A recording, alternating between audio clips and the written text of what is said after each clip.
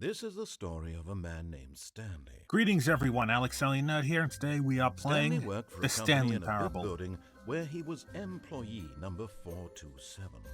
Employee number 427's job was simple.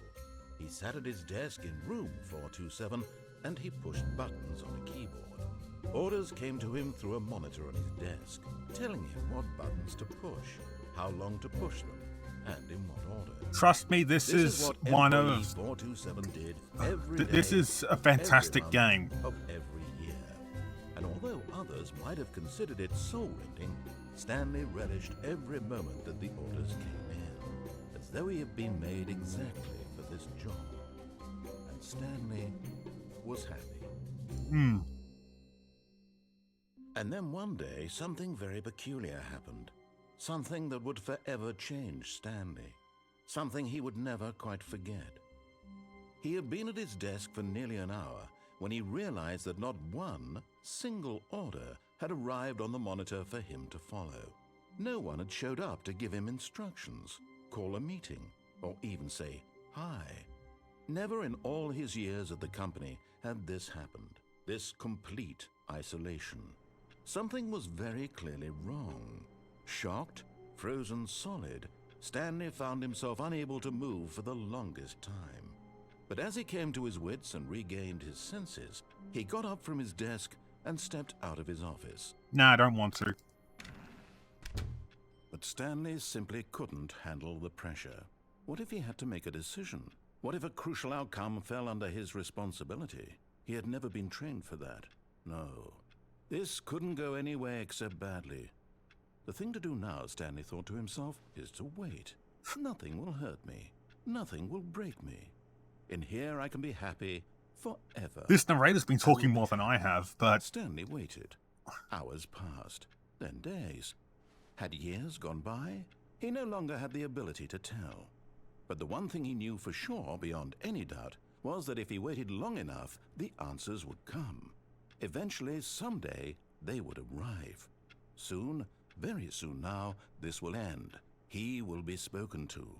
He will be told what to do. Now it's just a little bit closer. Now it's even closer. Here it comes.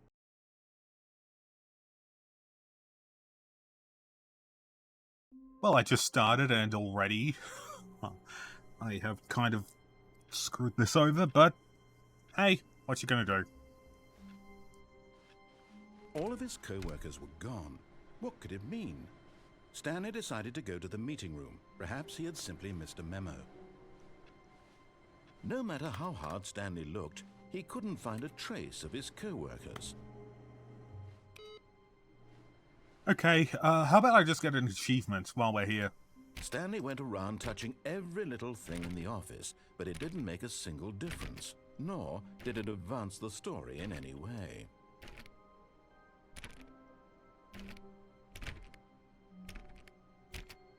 This is the door, right?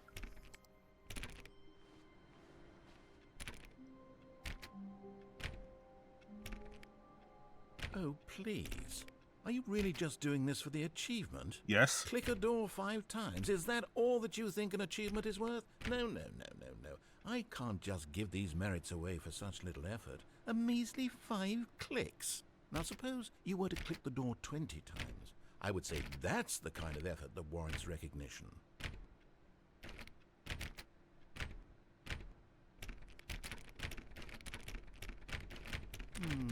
I have to say, I'm still not feeling the satisfaction of witnessing true effort for a noble cause. It's not notable. Perhaps 50 clicks will do it. Yes, almost certainly 50 clicks.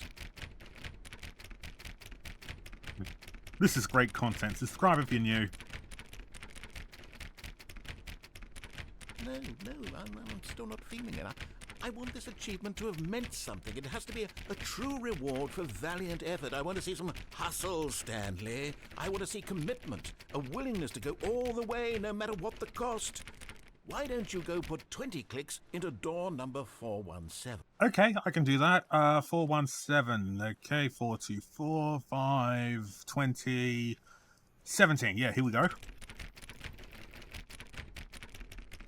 Oh, great. Now, go click a few times on door 437. I just did, but okay, I want that achievement. Excellent. I think we're getting somewhere. Now, door 415. Let's give it 10 clicks or so. Alright, 415. Here we go. Now, back to door number 437.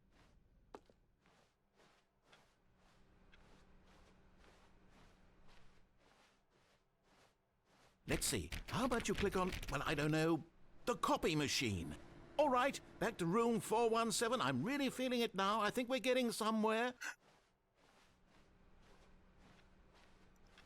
Okay, now go climb on employee 419's desk. Okay, which one's 419?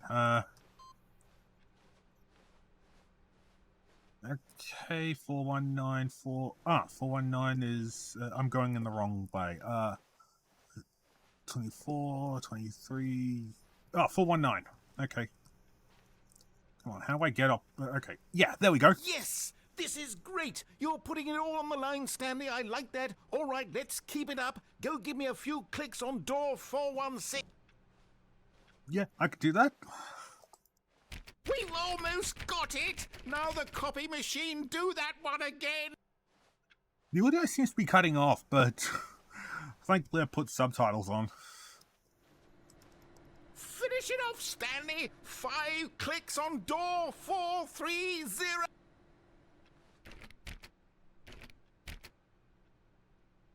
Yes! We did it! Oh, wow. That felt amazing. Oh, you really earned it, Stanley. Nothing could hold you back. Yes, I'm very proud of how far we've come today. Just think, only a few minutes ago, you believed an achievement was worth 5 little clicks. Really now, what were you thinking? Yeah, I don't really know.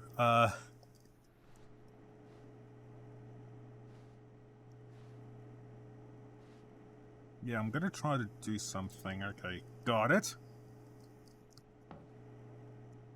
There we go.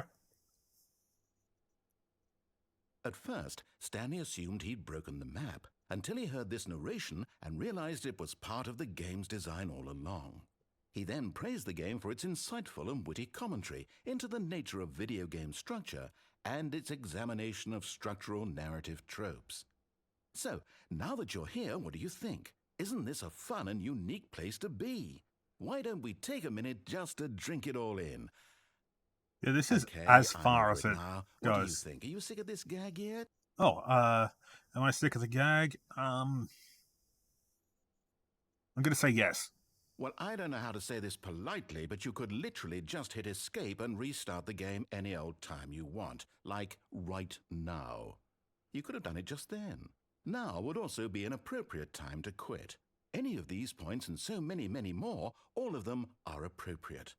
I'm enjoying what seems to be an internal conflict going on where you are literally unable to act on your own desires to restart the game. No, I just want to hear all the angry just to push dialogue the from you. envelope, I'm going to try and make this as miserable as possible and see how long you can maintain. Considering my most viewed video, you really don't want to do that. There once was a man named Stanley, who people considered so manly. Thank you. But the truth must be told, he was not very old and was quite particularly gangly. What Stanley liked most was buttons. He pushed them like some kind of glutton.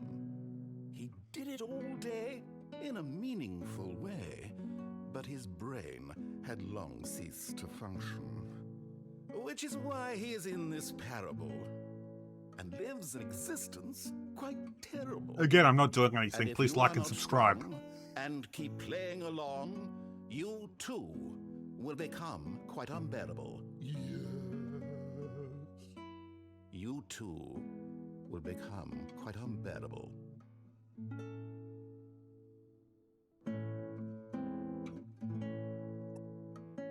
I'm fine with soft guitar.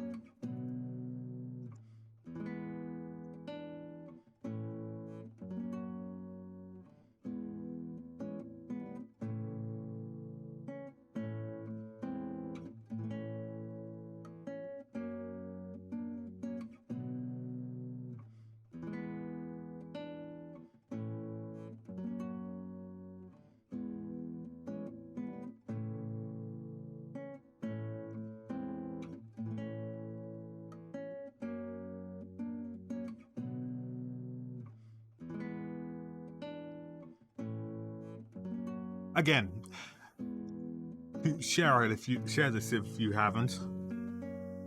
I'm a content whore.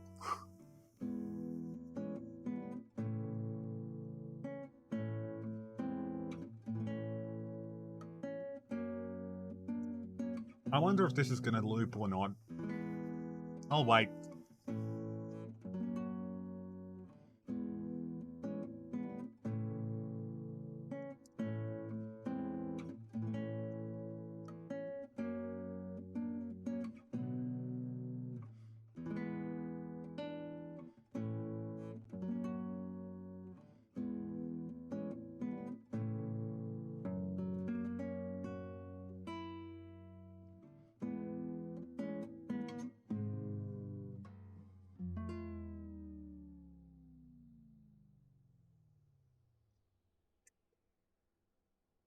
Yeah, I'm done. I'll begin the game again.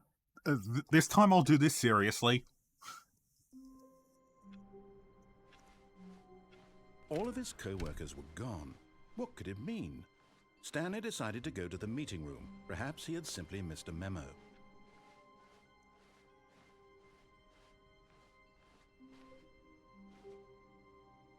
When Stanley came to a set of 2 open doors, he entered the door on his left. I'd rather not.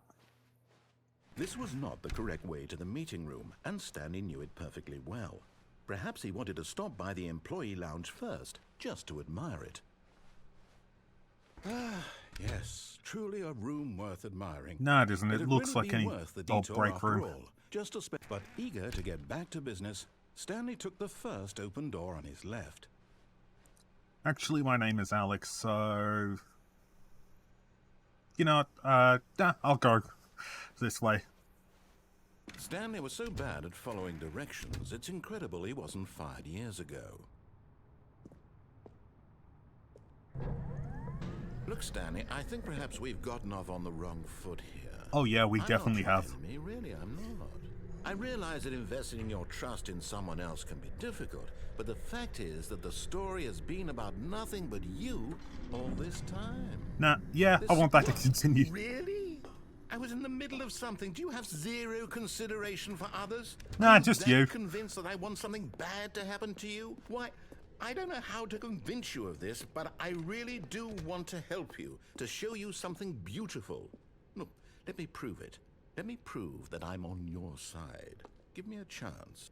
Now listen carefully, this is important. Stanley walked through the red door. Sorry, I just faced out. I'll look through the blue door. Aha, perhaps you misunderstood. Stanley walked through the red door. Okay, you said blue. I still don't think we're communicating properly. Stanley walked through the red door. Nah, don't want to. All right, fine. Go ahead, Stanley. You want to know so badly what's out there? You want to find out what lies at the end of this road you've chosen? Well, don't let me stop you. You see, there's nothing here. I haven't even finished building this section of the map because you were never supposed to be here in the first place. Broken rooms, exposed developer textures. Is this what you had wanted? Was it worth ruining the entire story I had written out specifically for you? Do you not think I put a lot of time into that? Because I did. And in the end, it was all for nothing. Because this is what you wanted to see. Help me here, Stanley. Help elucidate these strange and unknowable desires of yours. What would have made this game better? What did you want to see? Vehicles? Skill trees? Work with me. You've given me absolutely nothing so far. Tell you what. Let me take a stab in the dark at a new design, and you can give me some feedback. There we go. A third option. This already feels leaps ahead of where we were before. Go ahead, Stanley. Take it for a spin. Okay, I'm going to stop you there. Now, tell me about your experience with this new version. Would you say that the game benefited from allowing you more choices? Feel free to be honest. I'm looking for some real critical feedback here. Okay, you want critical feedback? I'll just be angry at it for no reason. A 1? I mean, I can understand if you had reservations, you saw ways the game could be improved to more fully express itself mechanically and artistically, but a 1? That's not even helpful. What am I supposed to do with that? But I guess it isn't my place to judge. Here, based on the data from your previous playthrough, I've compiled a new version. And to be perfectly candid, I think I've knocked it out of the park with this one. Let's take a look. Nah, I don't like leaderboards. I'm pretty sure the narrator's going to be pretty pissed now that I actually walked through the left door. Helped you feel motivated to keep walking through doors. Again, honest answers, please. That was even less helpful than the Hey, door. I nearly forgot. I've got a prototype of a new game I've been working on, and now would be a lovely opportunity to give it some playtesting. You wouldn't mind taking a look at it, would you? Perfect. Let me boot it up. In this game, the baby crawls left towards danger. I'm not cut out to be a parent. To the right, and if he reaches the fire, you fail. It's a very meaningful game, all about the desperation and tedium of endlessly confronting the demands of family life. Again, I'm not cut out to be a parent. Will really take notice. But of course, the message of the game only becomes clear once you've been playing it for about 4 hours. No, I want to watch Lord of the Rings: Return of the King, extended edition. Sure it's effective. Be sure to keep notes on your experience.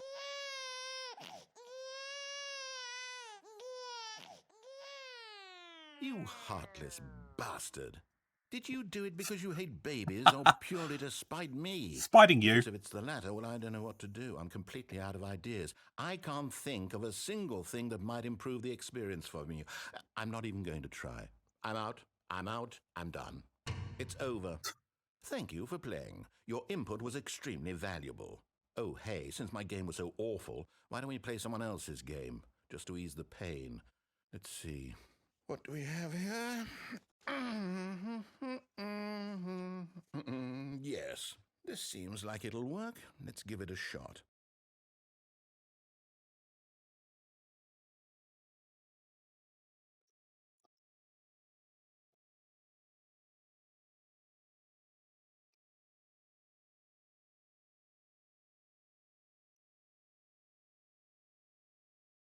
Please load.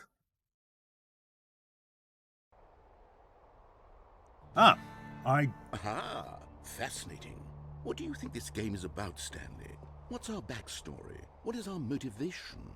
Well, it seems obvious to me that you are meant to play as a creepy man spying on innocent civilians below you from up high in your creep tower, perhaps for some sort of twisted, erotic purpose. Yes, that must be it. No idea what this game is, so as far as I know, the narrator's correct. So far, I love everything about this game, Stanley. And it seems there's even more. Come, let's venture outward and see what else is out there.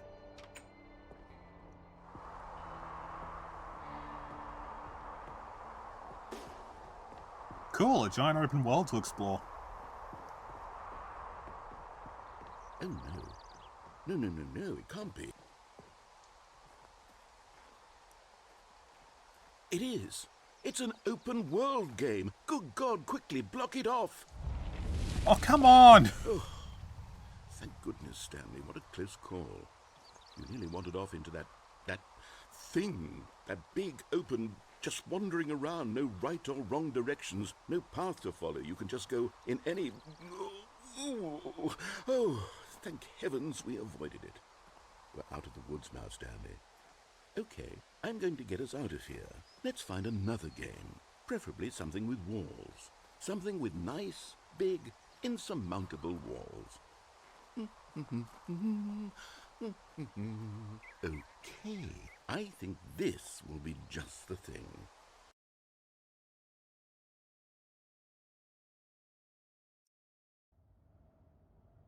Hey. Wonderful. See, this is exactly what I had in mind. Just a nice big box for you to run around in. There isn't any possibility that you could get lost here. Now this is game design. Stanley, if you manage to get lost in this game, I will be phenomenally impressed. I'd rather not. Okay, so what exactly do we do here? Let's see. There are lots of cars here in the back, but obviously there's no racetrack. Okay, I'm seeing that there's a ball of some kind back here. Is this game sports ball? Stanley, I think it's sports ball. Oh, what fun. I'm Australian and I've never, ever heard it being called sports ball. Yes, I think surely we must. Okay, Stanley, here's the ball. Have fun. No, I don't want to play this game. I hated sports as a kid. Hold on. What are you doing?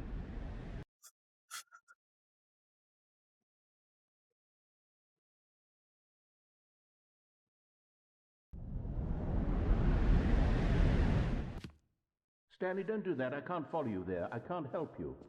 How will you write a story without...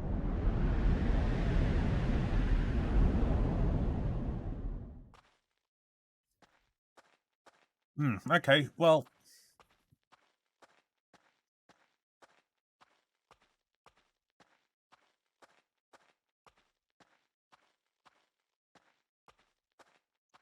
Yeah, I need to find, like, something here.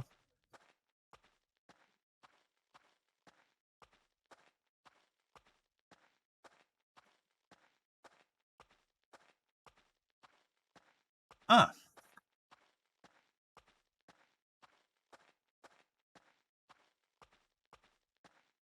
There we go. Employee number 427. No, this isn't my office. Yeah, I'm happy here anyway.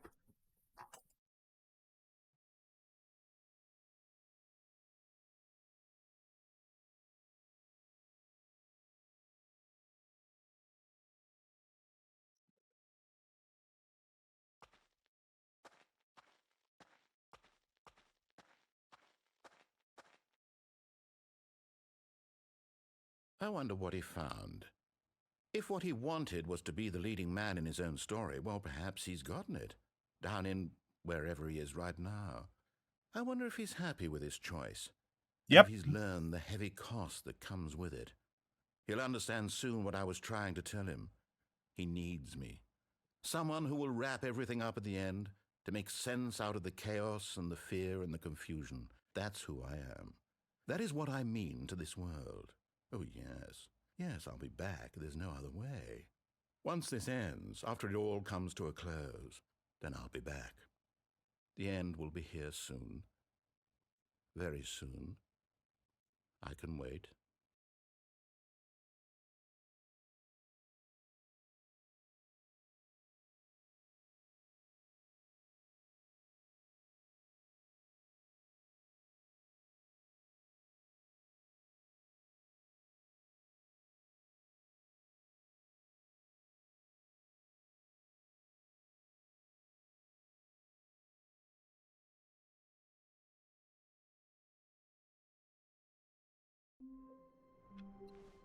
Okay, I'm back. All of his co-workers were gone. What could it mean?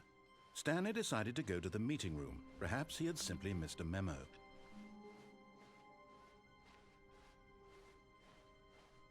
When Stanley came to a set of 2 open doors, he entered the door on his left. You know, I'll actually obey him this time. This time.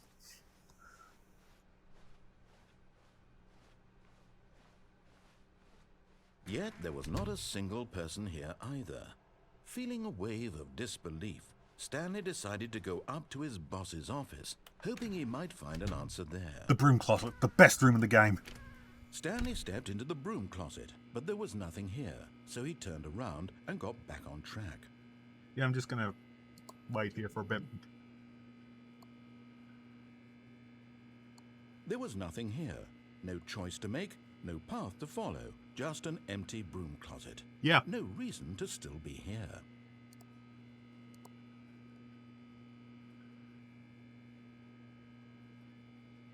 It was baffling that Stanley was still just sitting in the broom closet. He wasn't even doing anything. At least if there was something to interact with, he'd be justified in some way. As it is, he's literally just standing there doing sweet FA.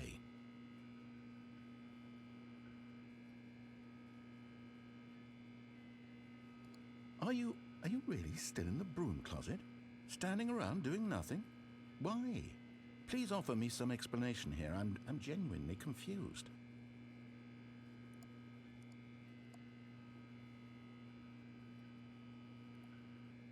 You do realize there's no choice or anything in here, right? If I'd said Stanley walked past the broom closet, at least you would have had a reason for exploring it to find out. but it didn't even occur to me because literally this closet is of absolutely no significance to the story whatsoever. I never would have thought to mention it.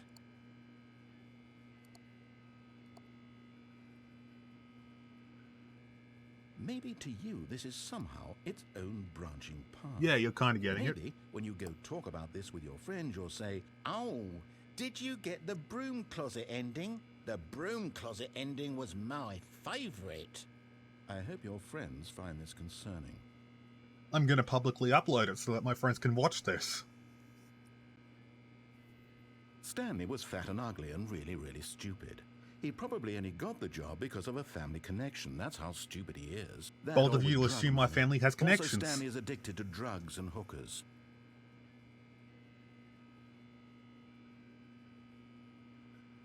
Well, I've come to a very definite conclusion about what's going on right now. You're dead.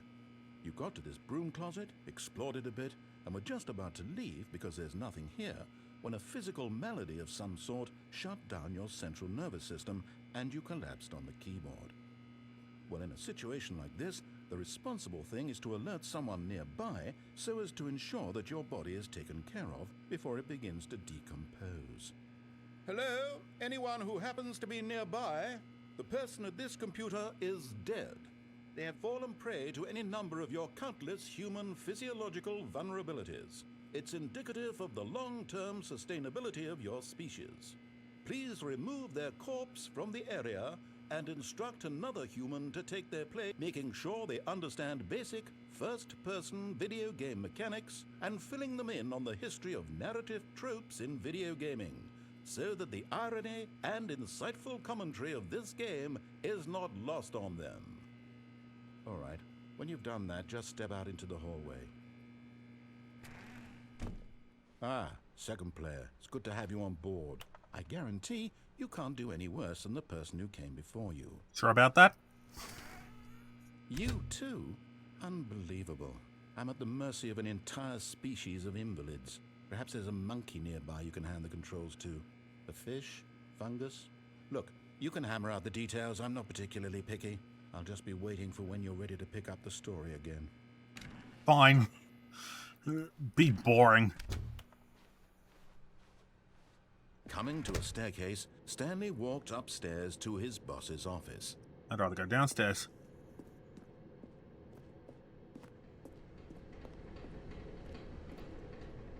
But Stanley just couldn't do it.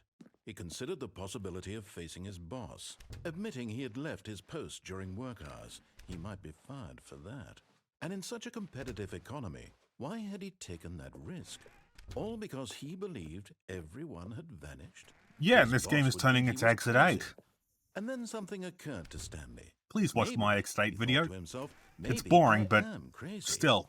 All of my co-workers blinking mysteriously out of existence in a single moment for no reason at all? None of it made any logical sense. And as Stanley pondered this, he began to make other strange observations. For example, why couldn't he see his feet when he looked down? Why did doors close automatically behind him wherever he went? And for that matter, these rooms were starting to look pretty familiar. Again, Were Exit they 8. simply repeating? No, Stanley said to himself, this is all too strange. This can't be real. And at last, he came to the conclusion that had been on the tip of his tongue. He just hadn't found the words for it. "I'm dreaming!" he yelled. "This is all a dream." Oh, what a relief Stanley felt to have finally found an answer, an explanation. His co-workers weren't actually gone. He wasn't going to lose his job. He wasn't crazy after all. And he thought to himself, I suppose I'll wake up soon. I'll have to go back to my boring real-life job pushing buttons. Wasn't he I may happy? as well enjoy this while I'm still lucid.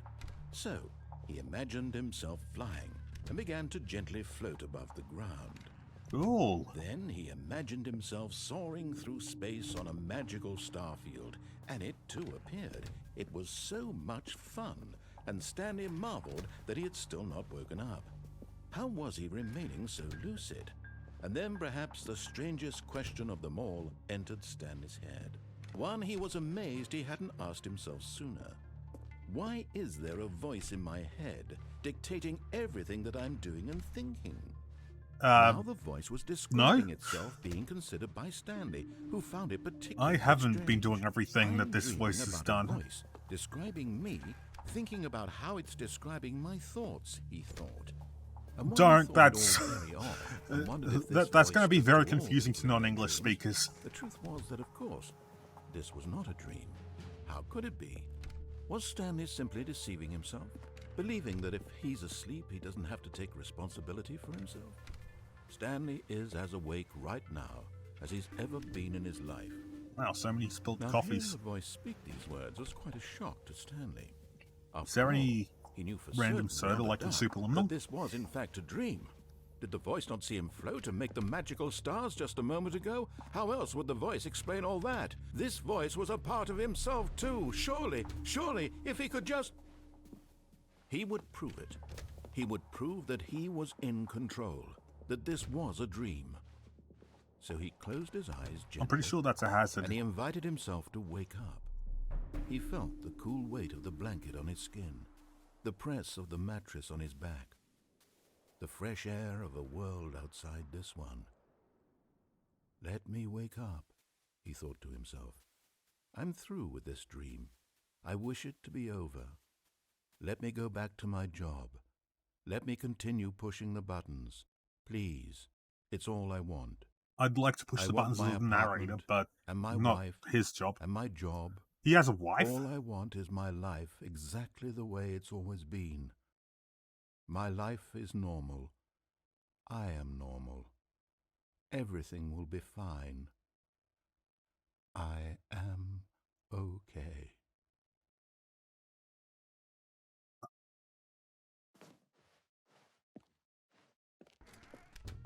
Stanley began screaming. Please, someone, wake me up. My name is Stanley. I have a boss. I have an office. I am real. Please, just someone tell me I am real. I must be real. I must be. Can anyone hear my voice? Who am I? Who am I? And everything went black. Maybe this is just years of office work making a toll on him. This is the story of a woman named Mariella. Mariella woke up on a day like any other. She arose, got dressed, gathered her belongings, and walked to her place of work. But on this particular day, her walk was interrupted by the body of a man who had stumbled through town talking and screaming to himself, and then collapsed dead on the sidewalk. And although she would soon turn to go call for an ambulance, for just a few brief moments, she considered the strange man. He was obviously crazy. This much she knew. Everyone knows what crazy people look like. And in that moment, she thought to herself how lucky she was to be normal. I am sane. I am in control of my mind. I know what is real and what isn't. It was comforting to think this, and in a certain way, seeing this man made her feel better. At least I improved someone's day. Then she remembered the meeting she had scheduled for that day. The very important people whose impressions of her would affect her career, and by extension, the rest of her life. She had no time for this, so it was only a moment that she stood there, staring down at the body. And then she turned and ran.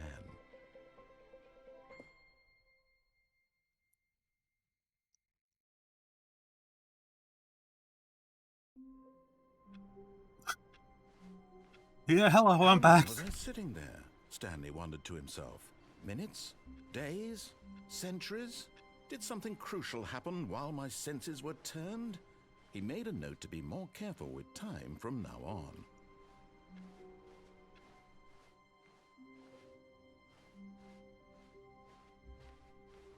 When Stanley came to a set of 2 open doors, he entered the door on his left. Yeah, I'll do this one again.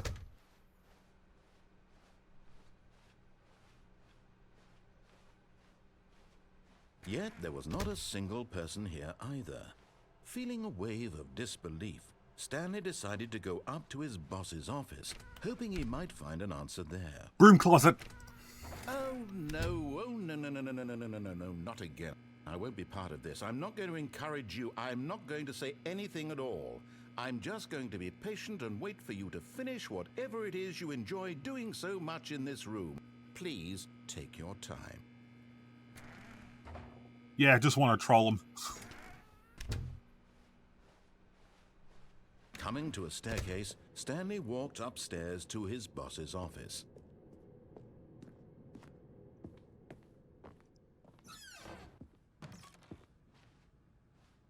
Okay, yeah, just saying I'm playing the deluxe edition.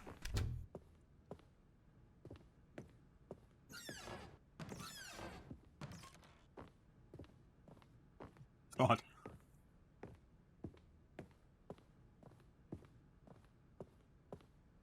Stepping into his manager's office, Stanley was once again stunned to discover not an indication of any human life. Shocked, unraveled, Stanley wondered in disbelief Yeah, and there are glasses who out there. orchestrated this. What dark secret was being held from him? What he could not have known was that the keypad behind the boss's desk guarded the terrible truth that his boss had been keeping from him. And so the boss had assigned it an extra secret PIN number, 2845. But of course, Stanley couldn't possibly have known this. Cool.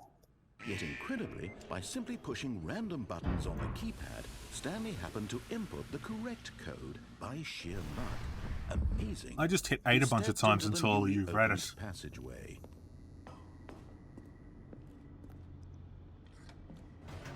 Yeah, not going back up until after I've done everything in here.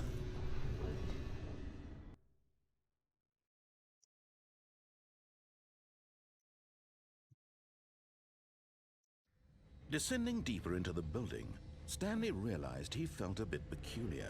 It was a stirring of emotion in his chest, as though he felt more free to think for himself, to question the nature of his job. Why did he feel this now, when for years it had never occurred to him?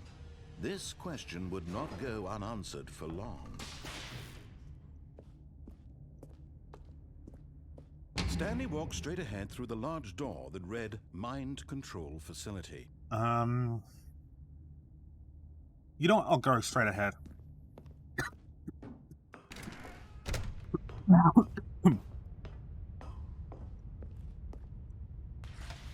The lights rose on an enormous room packed with television screens. What horrible secret did this place hold? Stanley thought to himself. Did he have the strength to find out?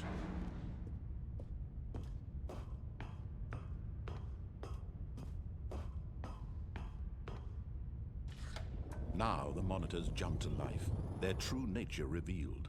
Each bore the number of an employee in the building, Stanley's co-workers. The lives of so many individuals reduced to images on a screen, and Stanley, one of them, eternally monitored in this place where freedom meant nothing.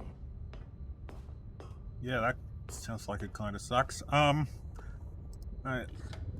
This is all dramatic, but this mind control facility, I think it was needs too horrible to believe more of what I've been couldn't be doing. true. Had Stanley really been under someone's control all this time? Was this the only reason he was happy with his boring job? That his emotions had been manipulated to accept it blindly? yeah, now he's under my control, so... No. He refused to believe it. He couldn't accept it. His own life in someone else's control? Never. Read It was philosophy books, unthinkable. kid. Wasn't it? Was it even possible? Had he truly spent his entire life utterly blind to the world? But here was the proof. The heart of the operation. Controls labeled with emotions. Happy, or sad, or content.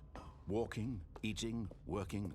All of it monitored and commanded from this very place.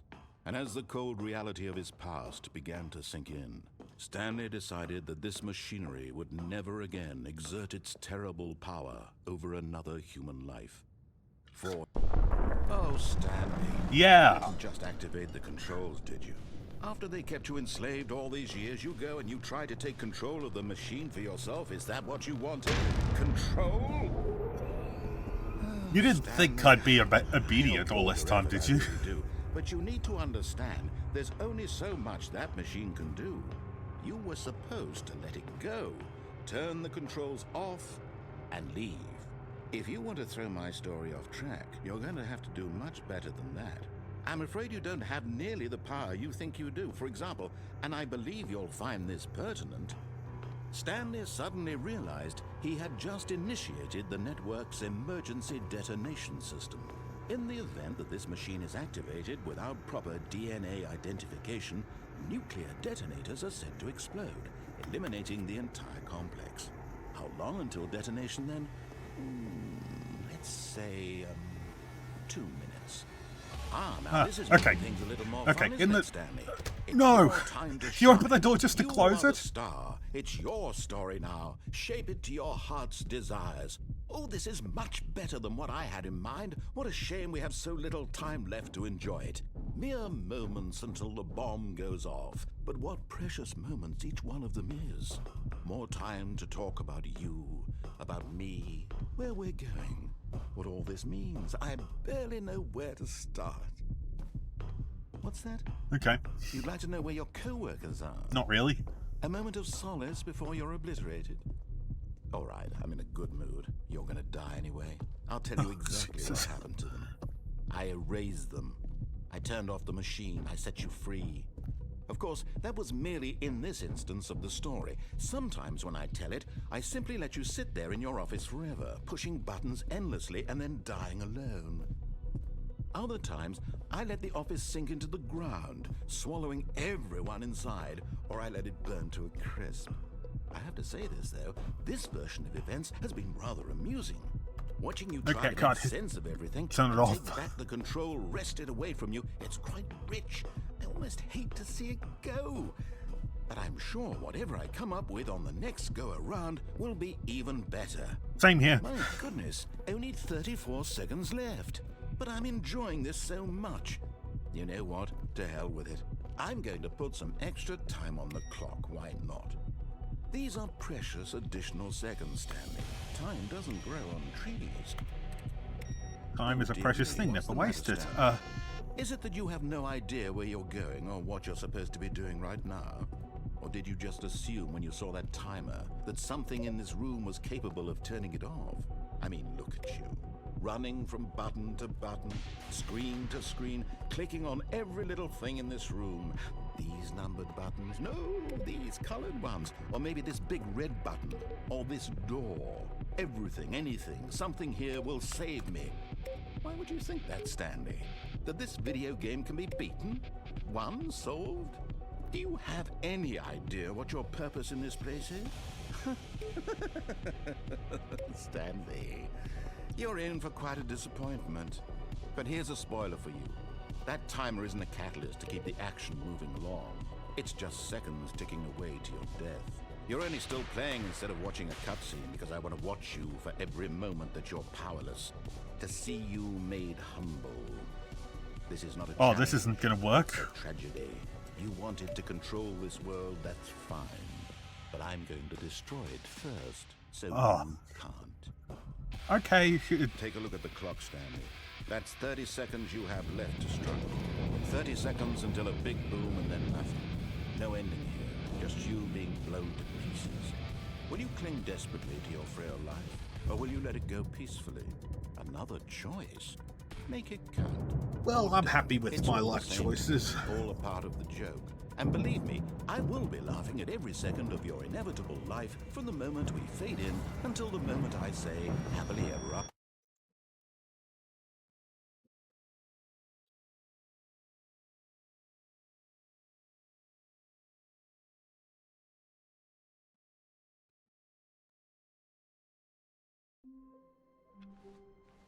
I'm back.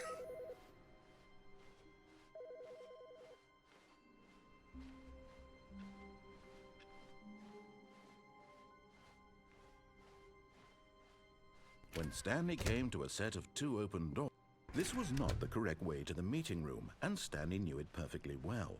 Perhaps he wanted to stop by the employee lounge first, just to admire it. Wow. Yes, this room. Nope. What a beauty. But eager to get back to business, Stanley took the first open door on his left. Stanley was so bad at following directions, it's incredible he wasn't fired years ago. Oh. Look, Stanley, I think perhaps we've gotten off on the wrong foot here. I'm not your enemy, really, I'm not. I realize that investing your trust in someone else can be difficult, but the fact is that the story has been about nothing but you all this time. There's someone you've been neglecting, Stanley. Someone you've forgotten about. Yeah, I'm gonna... Please, stop trying to make every decision by yourself. Now, I'm not asking for me, I'm asking for her. This is it, Stanley. Your chance to redeem yourself. Okay. To put your work aside. To let her back into your life. She's been waiting. That's her, Stanley. You need to be the one to do this. To reach out to her. If you can truly place your faith in another, then pick up the phone. Oh, I'm the wrong person you should be telling that to. As Stanley picked up the phone, a white light engulfed him, filling him not just with radiance, but with hope. Hope for a life reunited one... Wait. Oh, goodness. Stanley, did you just unplug the phone? I love No, that this wasn't game makes you supposed to do be a this. choice. How did you do that? You actually chose incorrectly? I didn't even know that was possible. Let me double check. No, it's definitely here, clear as day. Stanley picks up the phone. He's taken to his apartment where he finds his wife, and the two pledge themselves to one another.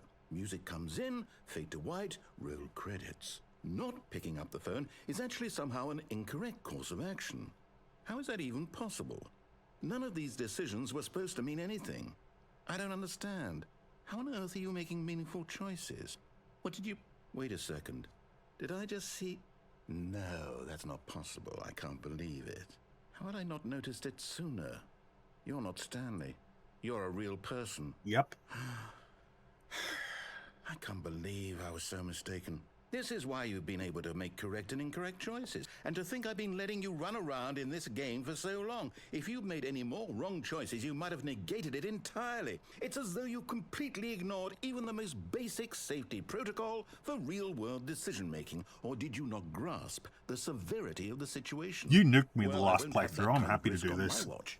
I'm going to stop the game for a moment so we can educate you properly on safe decision-making in the real world. Oh, I Please love my observe games this being helpful interrupted for safety instructional briefings. video. Choice. It's the best part of being a real person.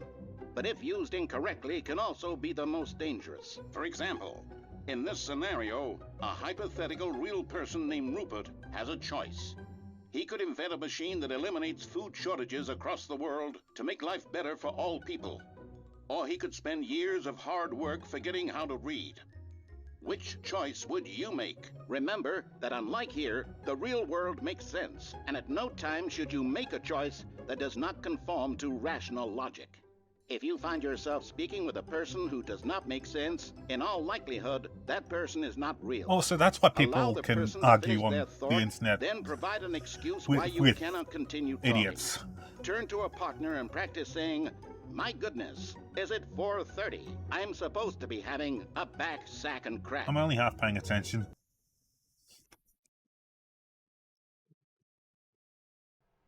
Excellent.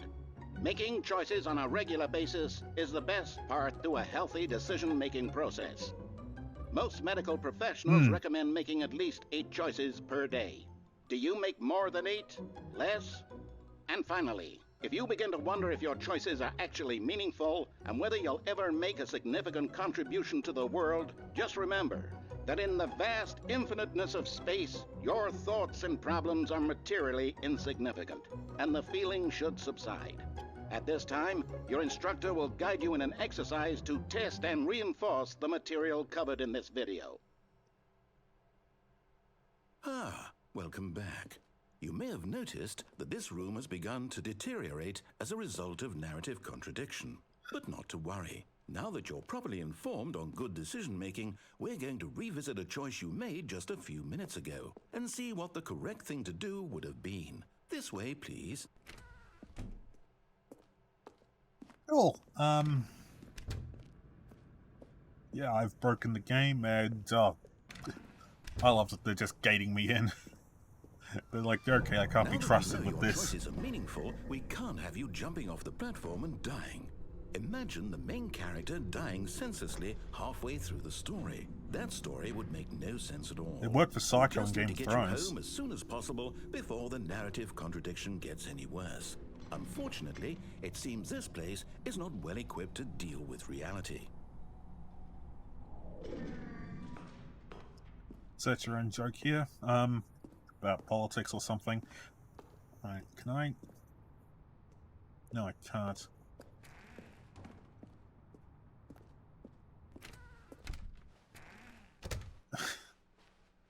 I loved it. They just put me on this line. Maybe that's one I should do next. Almost there. You'll take the door on the left, back to the correct ending, the story will have resolution once again, and you'll be home free in the real world. No, I don't like the real world. Now remember, all you need to do is behave exactly as Stanley would. That means choosing responsibly and always putting the story first. I'm quite sure you'll be up to the task. Just follow my lead and you'll be fine. All right. When Stanley came to a set of 2 open doors, he entered the door on his left. I'm still mad about the nuke. No! Why did you do that? Quickly, hurry back in the other direction. Perhaps we're not too late.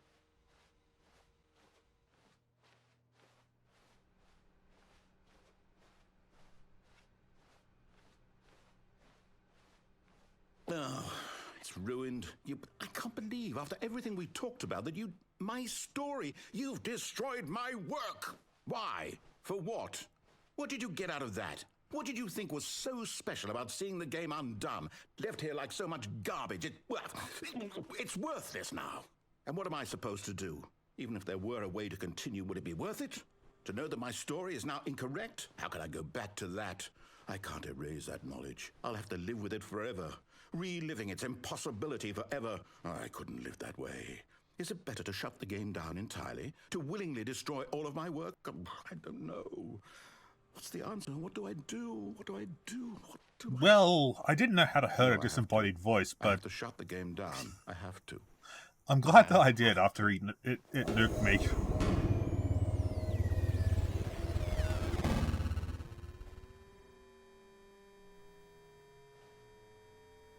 It's black. Oh, no it's not.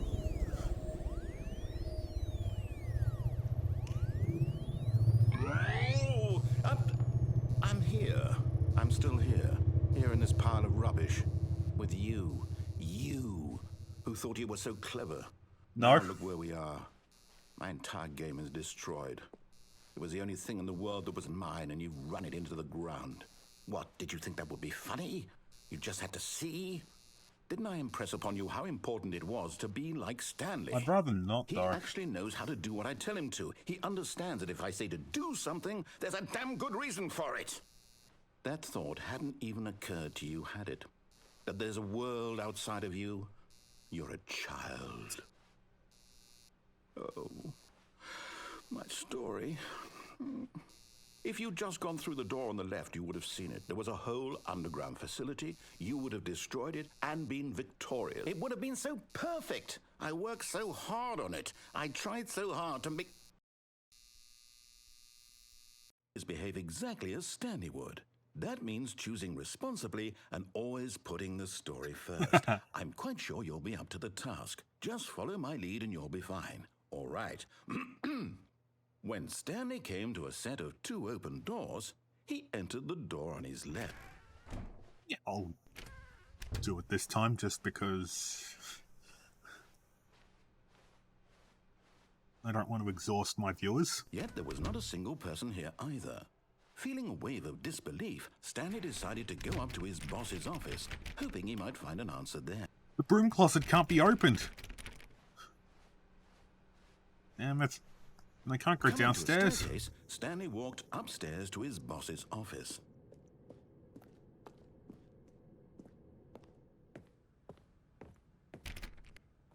Oh, come on.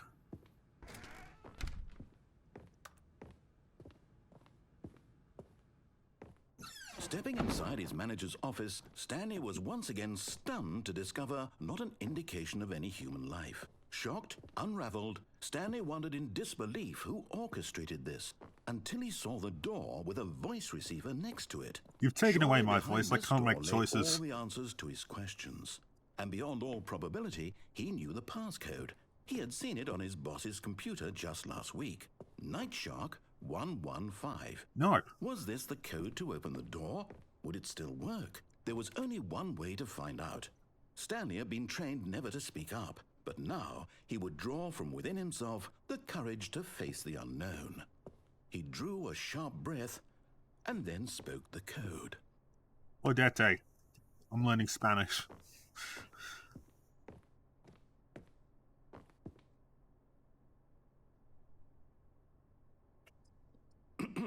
Stanley spoke the code. Night Shark 115. He spoke it into the receiver, right there on the wall.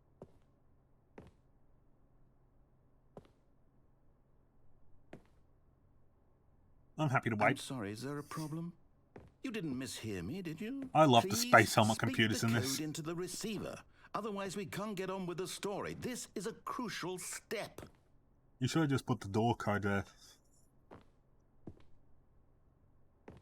Okay, fine. You're not going to do it. But you know what?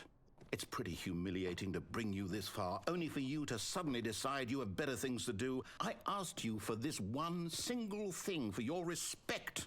The kind of respect Stanley shows for his choices. He knows what it means to take a story seriously. If Depends you on the didn't story, want to see what honestly. I had to show I'm happy you, with then not why taking did you a come story here? You seriously. had a choice, you know. You could have gone through the door on the right. You could have done whatever the hell you wanted over there. Why did you come this way? Speak. Say something to me. Explain yourself, you coward. You... When Stanley came to a set of two open doors, he entered the door on his left. Stanley? Hello? Are you... Is everything okay? Literally having an out-of-body Stanley, experience. please. I need you to make a choice. Oh, this isn't the I end. need you to The walk end through is the never. door. Are you listening to me? Can you hear me? Is everything all right? Stanley, this is important. The story needs you. It needs you to make a decision. It cannot exist without you. Do you understand me? Whatever choice you make is just fine. They're both correct. You cannot be wrong here. We can work Oh, together. I can I'll make accept sure whatever they're you wrong. do. I simply need you to take that step forward, please. Choose. Do something. Anything. This is more important than you can ever know. I need this. The story needs it. So, you hear me? I am. I just Are you there? don't want You listening to this? to hear Stanley, you. Are you there? Okay. It's okay, I can wait. You need time to decide. Time to make sure your choice is correct. That is the best choice. That's all right. I'll wait for you to decide what's the right thing to do. Take as much time as you need.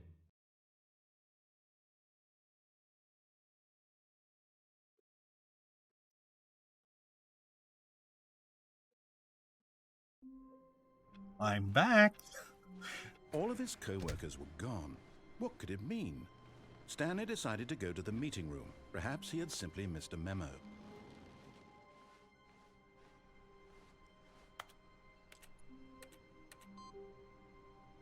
Cool.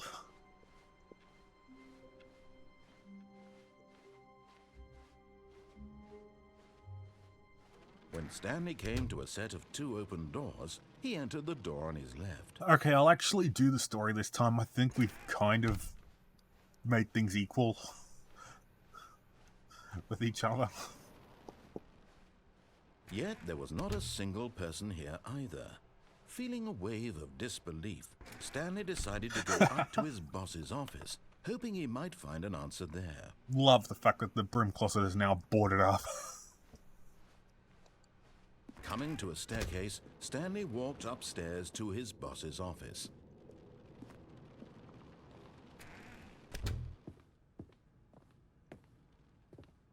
Alright, well at least I know the code now. Stepping into his manager's office, Stanley was once again stunned to discover not an indication of any human life. Stanley was in such a rush to get through the story as quickly as possible, he didn't even have a single minute to just let the narrator talk. That kind of anxiety isn't healthy, so he okay. relaxed for a few moments with some calming New Age music.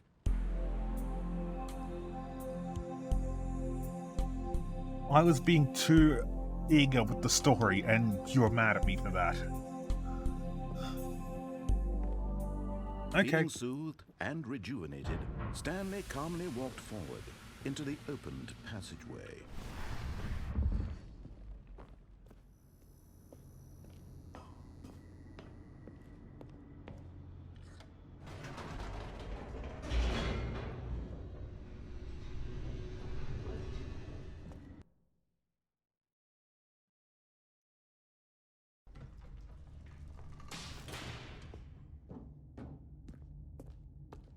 Stanley walked straight ahead through the large door that read Mind Control Facility. Yeah, being a little obedient one, aren't I? Maybe after all that he was thinking maybe I feel sorry for him, and I actually kind of do. The lights rose on an enormous room packed with television screens. What horrible secret did this place hold? Stanley thought to himself. Did he have the strength to find out? Yeah, I've played this section once already. It's not really Now the monitors jumped to life, really a their problem. true nature revealed. Each bore the number of an employee in the building, Stanley's co-workers. The lives of so many individuals reduced to images on a screen, and Stanley, one of them, eternally monitored in this place where freedom meant nothing. Maybe this is some kind of like social media like allegory. I don't really care.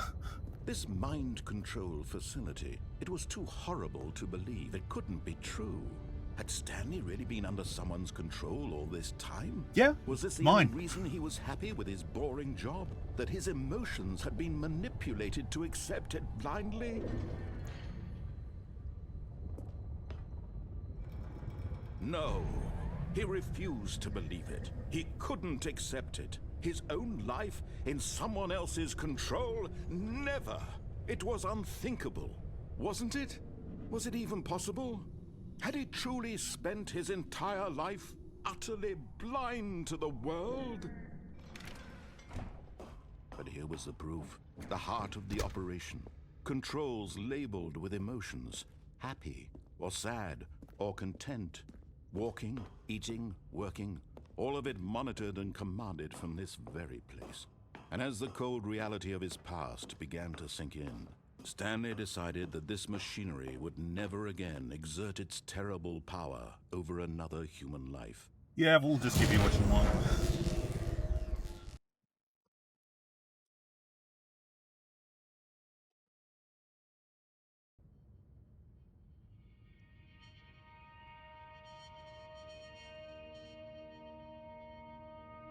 Yeah, the music's coming, but Blackness and a rising Ah. chill of uncertainty. Was it over? Yes. He had won. He had defeated the machine, unshackled himself from someone else's command. Freedom was No. mere moments away. And yet, even as the immense door slowly opened, Stanley reflected on how many puzzles still lay unsolved. Where had his co-workers gone? How had he been freed from the machine's grasp? What other mysteries did this strange building hold?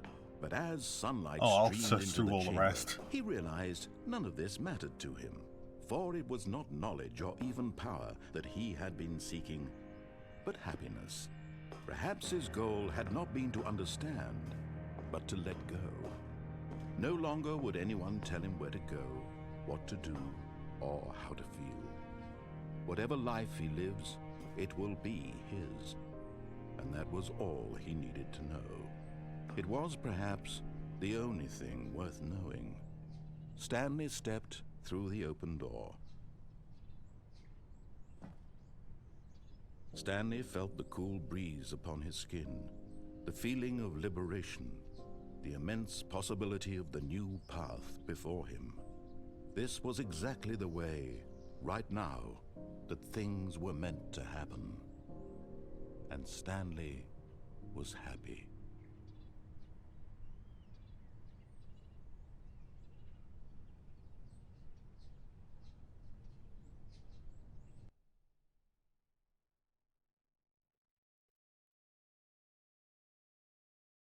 Yeah, I picked the true ending, but where's the fun in that? The meeting room, yes, that's where everyone would be. Stanley just needed to get to the meeting room, and from then on, he would never be alone ever again.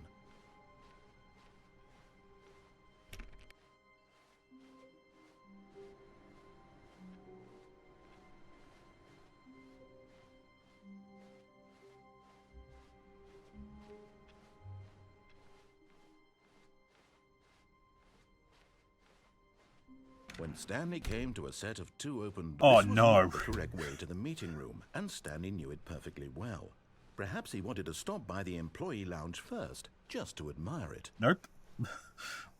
The lounge was sublime, a work of art. No, it wasn't. What was it but eager to get back to business, Stanley took the first open door on his left. Nope. Stanley was so bad at following directions, it's incredible he wasn't fired years ago. Look, Stanley, I think perhaps we've gotten off on the wrong foot here. I'm not your enemy, really, I'm not. I realize that investing your trust in someone else can be difficult, but the fact is that the story has been about nothing but you all this time. I There's would someone much you've rather been just pick up the neglecting, phone. Stanley. Someone you've forgotten about. Please, stop trying to make every decision by yourself. Now, I'm not asking for me. This is it, Stanley. Your chance to redeem yourself. To put your work aside. To let her back into your life. She's been waiting. That's her, I think I just Stanley. walked to the You need table. to be the one to do this. See? I can do exactly what you want.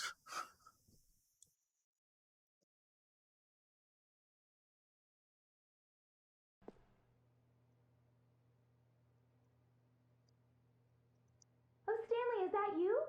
Hold on, sweetie. Sorry to keep you waiting. I'm just pulling the bread out of the oven. All right. Okay, there we go.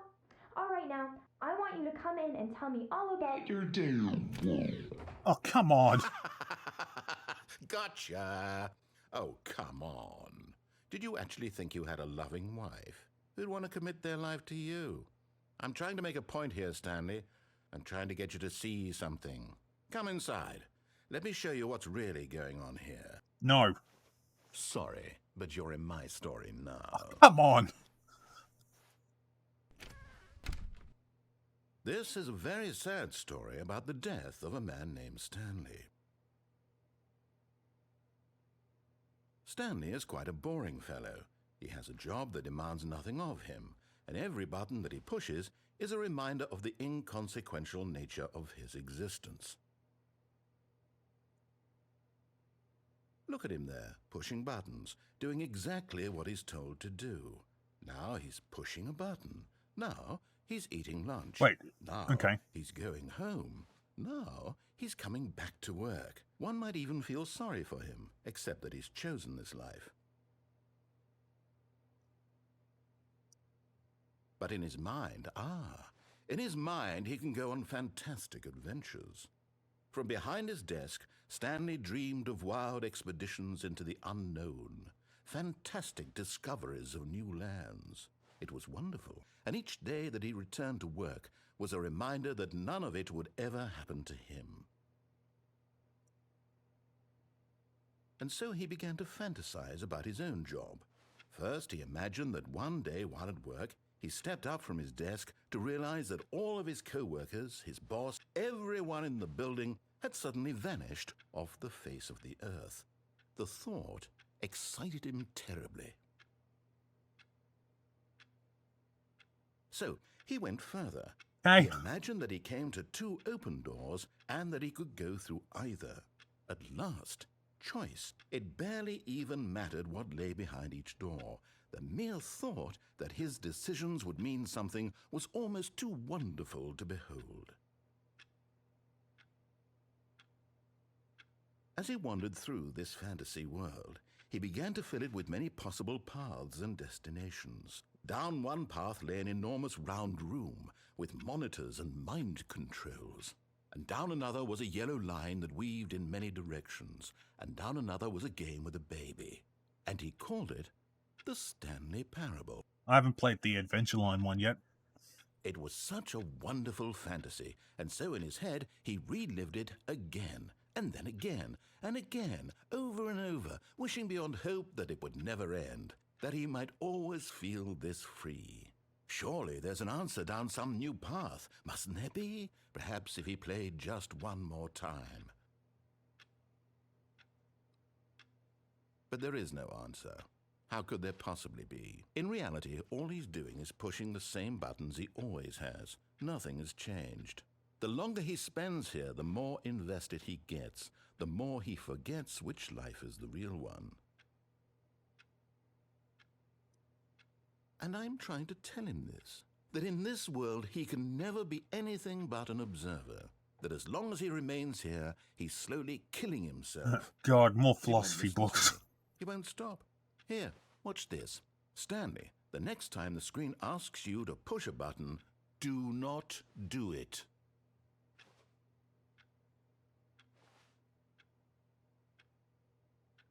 Hey, I'll just wait here for a bit. You know, curiosity's gotten the better of me. You see? Can he just not hear me? No. How can I tell him in a way that he'll understand that every second he remains here, he's electing to kill himself? How can I get him to see what I see? How can I make him look at himself?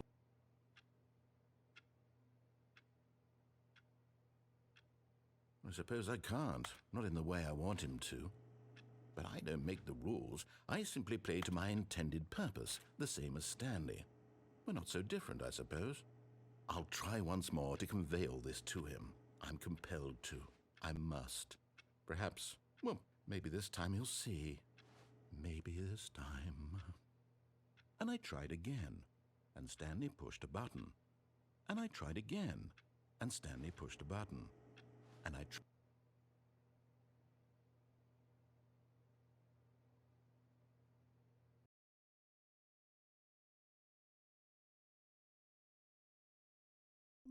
Okay, I chose.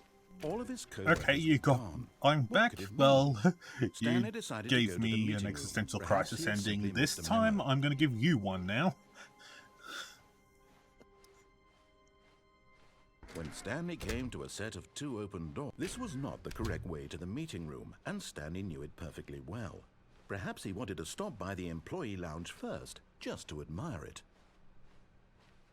Standing now in this incredible room, but eager to get back to business, Stanley took the first open door on his left. Yeah, I'm going to give you an existential And crisis so now. he detoured through the maintenance section, walked straight ahead to the opposite door, and got back on track.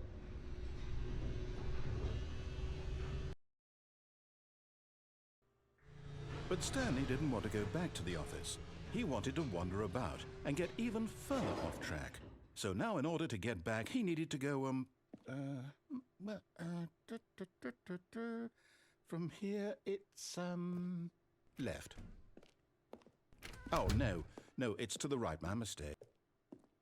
No, not the right. Why would I have ever said it was to the right? What was I thinking? It's clearly... Oh dear, would you hold on for a minute, please? Now, let's see. We went down right, left, down, left, right. Yep, okay, yes. I've got it now. This story is absolutely, definitely this way. Cool. No. This isn't right at all. You're not supposed to be here yet. This is all a spoiler. Quick, Stanley, close your eyes. Okay. We just have to get back to, oh. Who am I kidding? It's all rubbish now. The whole story completely unusable. How about, rather than waste my time trying to salvage this nonsense, we'll just restart the game from the beginning. And this time, suppose we don't wander so far off track, Okay, from the top. Cool. I can. All of his co-workers were gone. What could it mean? Stanley decided to go to the meeting room. Perhaps he had simply missed a memo. Again, I've played this game a bunch of times, so I know exactly what I'm doing to this narrator. When Stanley... Wait, what? No, I restarted. I swear I definitely restarted the game over, completely fresh. Everything should be... Oh, did something change? Stanley, did you change anything when we were back in that room with all the monitors? Did you move the story somewhere or... Hold on. Why am I asking you? I'm the one who wrote the story. It was right here just a minute ago. I know for sure that it's here somewhere. Okay, then. It's an adventure. Come, Stanley. Let's find the story.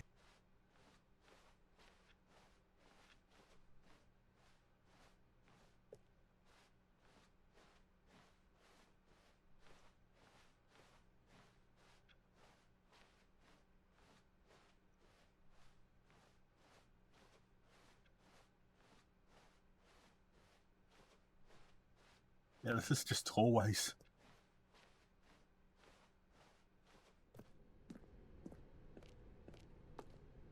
I'll say it. This is the worst adventure I've ever been on. I can promise you there definitely was a story here before. Do we need to restart the game again? Well, I find it unlikely that we'll ever progress by starting over and over again, but it's got to be better than this. Okay, let's give it a shot. Why not?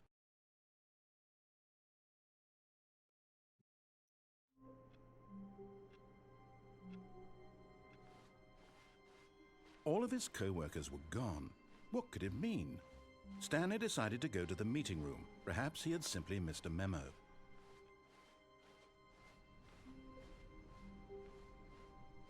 Okay, yep, it's worse. I might be remembering this wrong. It's possible the story is back where we just came from. Why don't we go back the other direction and see if we missed anything?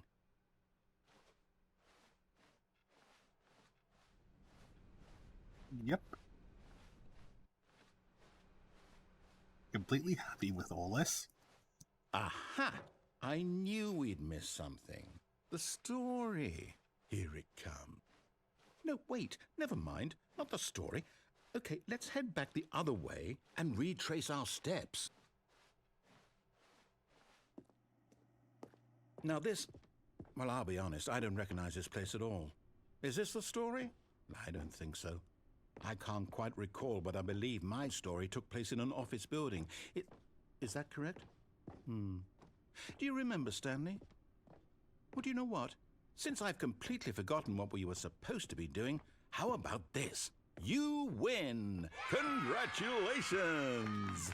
I know you put in a lot of hard work, and it really paid off, so good job. Yeah, I put in a lot of hard work to give you this. No, I don't feel right about this at all. We both know you didn't put in any actual work for that win. Some people win fair and square, and this was not one of those situations. Life isn't fair, we'll just I'm getting unbalance weirded out it. by whatever this place is. I don't care what might happen this time. I have to restart.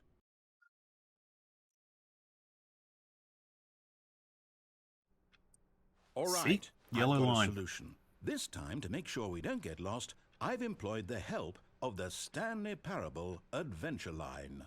Just follow the line. How simple is that? Follow the yellow brick road.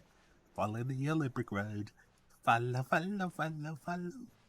Okay, how about I just go through to see what the doors are like? No, I'm down. We're leaving it up to the line from now on. Cool.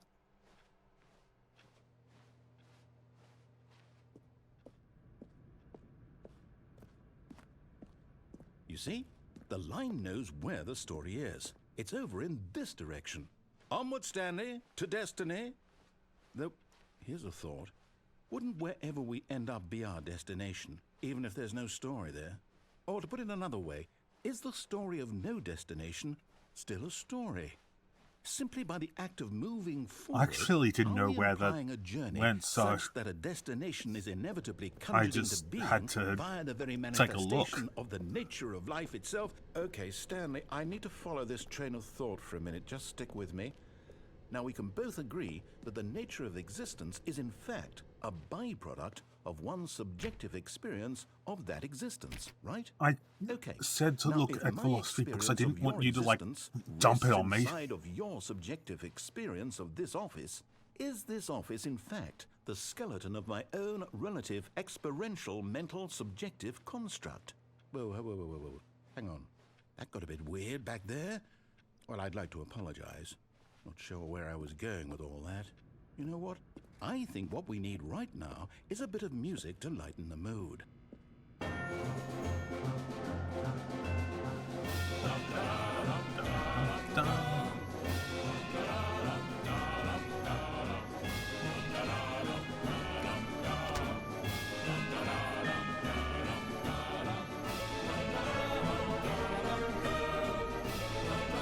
Yep. I'm absolutely happy with doing all this. Just to give you an existential crisis narrator. Wait, cut the music. Go back and look at that fern. Stanley, this fern will be very important later in the story.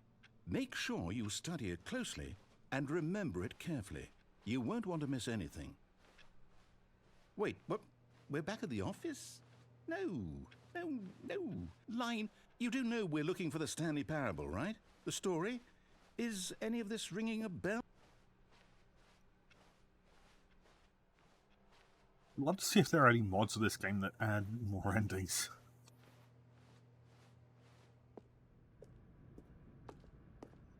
Oh, no, not again, Line. How could you have done this to us? And after we trusted you, after everything we've been through, you...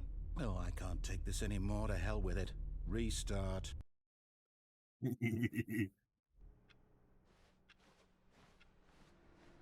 You know what, Stanley? I say forget the adventure line. What's it ever done for us? Gave us We're an awesome intelligent tune. people, right? Why can't No, we make where up it our is. own story? Something exciting, daring, mysterious.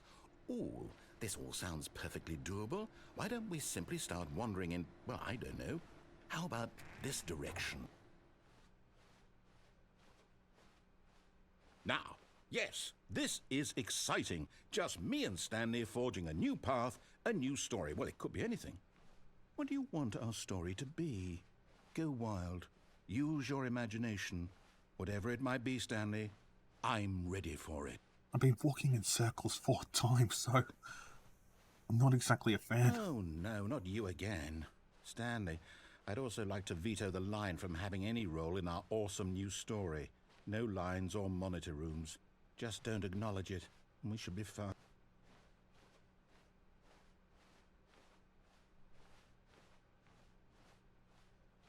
Ah, a choice. We get to make a decision. From here, the story is in our control. How important we mustn't squander the opportunity. In fact, I believe I need a minute to think here. Just walk in circles for a minute. Nope.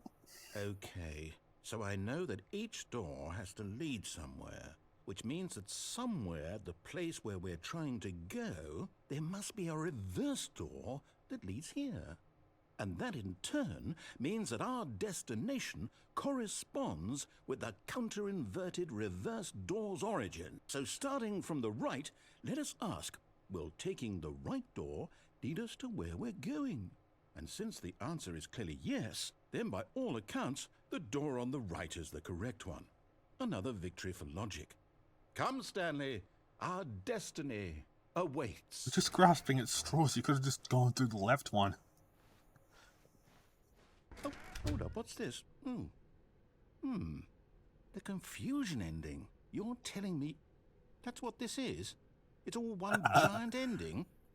And we're supposed to restart the game, what, eight times? That's really how all this goes? It's all determined? So now, according to the schedule, I restart again. Then what? Am I just supposed to forget? Well, what if I don't want to forget?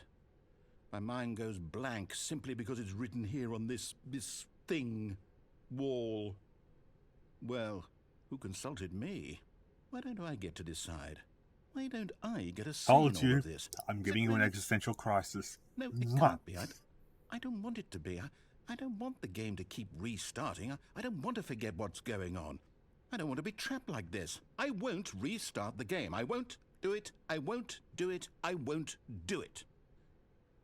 And the timer stopped? Does that mean, did we do it? Did we break the cycle? The, whatever it is that made this schedule? How would we even know? Will someone come for us?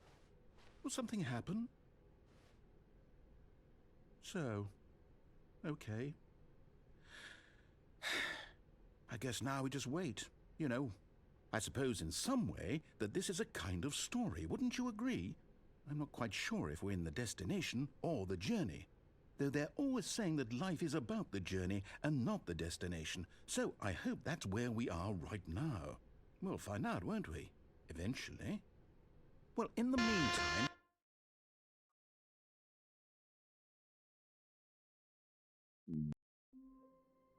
I'm back. All of his co-workers were gone. What could Yeah, it I've heard mean? this quite a bit, Stanley and I'm going to hear decided it to go to the more meeting room. as this Perhaps he video had goes simply on. missed a memo. I do like this game though, so When Stanley came to a set of 2 open doors, he entered the door on it. This was not the correct way to the meeting room, and Stanley knew it perfectly well. Perhaps he wanted to stop by the employee lounge first, just to admire it. for a room that has so much Wow. attention, not a lot Yes, happens in here. This room. But eager to get back to business, Stanley took the first open door on his left. Rather not. Stanley was so bad at following directions, it's incredible he wasn't fired years ago. Considering our relationship, Look, it's Stanley, I think perhaps we've gotten off on the wrong foot here. not working I'm like not that. Jimmy, really, I'm not. I realize that investing your trust in someone else can be difficult, but the fact is that the story has been about nothing but you all this time. What? Really? I was in the middle of something. Do you have zero consideration for others? Are you Just you. that convinced that I want something bad to happen to you? Why, I don't know how to convince you of this, but I really do want to help you, to show you something beautiful. Look, let me prove it. Let me prove that I'm on your side. Give me a chance. Now listen carefully, this is important. Stanley walked through the red door. I just want to troll him this time. Perhaps you misunderstood. Stanley walked through the red door. I still don't think we're communicating properly. Stanley walked through the red door. Oh, thank God you are willing to listen to me.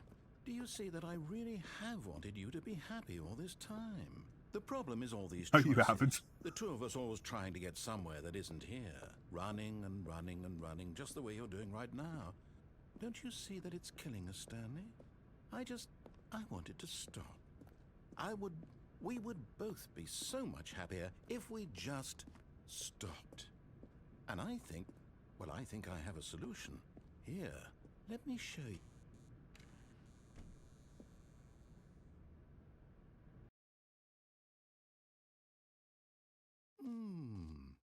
What do we want?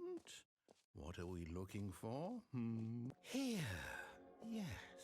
Oh, it's beautiful, isn't it?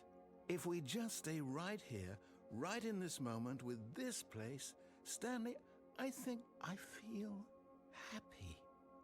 I actually feel happy. With all you've been doing to me, I'd rather not have you just completely sacrificed my freedom for this, so... No, wait. Where are you going? Oh, no. Stay away from those stairs. If you hurt yourself, if you die, the game will reset. We'll lose all of this. Please, no, Stanley, let me stay here. Don't take this from me. Please, Stanley, think about what you're doing. I have. No! Oh, thank God you lived. You had me worried there for a moment. Now, can we please get back to the other room? No. No, what are you doing, Stanley? Please, I'm asking you not to take this away from me. I can't go back to what I was before. If you die, we'll both go back. Why are you doing this? Again, because I want freedom. Stanley, let's go back to the other room. Can you do that for me? My God, is this really how much you dislike my game? That you'll throw yourself from this platform over and over to be rid of it? You are literally willing to kill yourself to keep me from being happy. Am I reading the situation correctly? No, I actually love this game. It's you I can't really stand. Or maybe you're just getting a kick out of it. I don't know anymore. I just wanted us to get along. But I guess that was too much to ask. It looks like you wanted to make a choice after all. Well, this one is yours.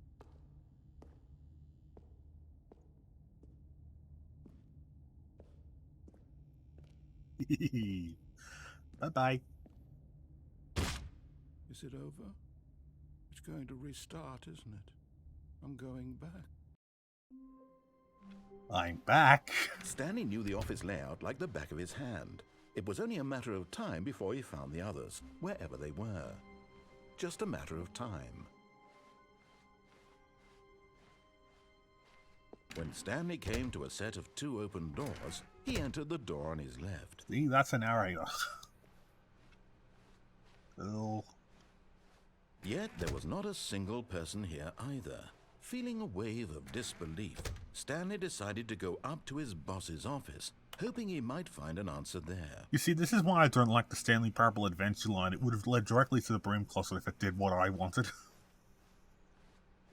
Coming to a staircase, Stanley walked upstairs to his boss's office.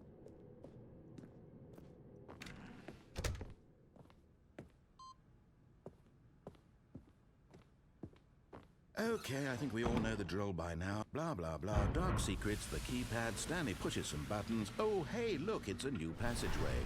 Quelle surprise. Thanks.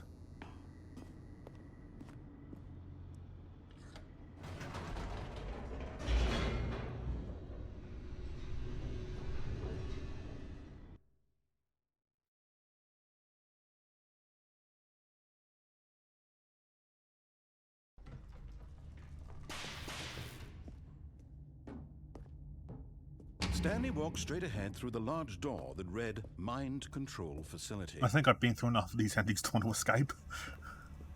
Although this passageway had the word escape written on it, the truth was that at the end of this hall, Stanley would meet his violent death. You nuke me in one ending, I don't care.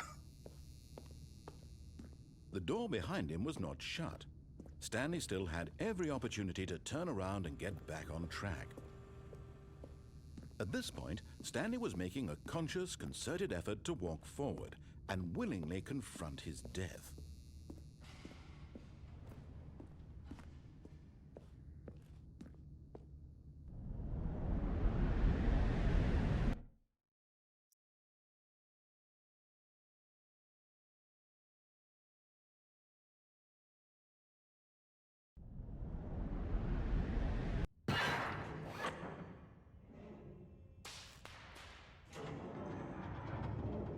As the machine whirred into motion and Stanley was inched closer and closer to his demise, he reflected that his life had been of no consequence whatsoever. Stanley can't see the bigger picture. He doesn't know the real story, trapped forever in his narrow vision of what this world is. Perhaps his death was of no great loss, like plucking the eyeballs from a blind man. And so he resigned and willingly accepted this violent end to his brief and shallow life. Farewell, Stanley.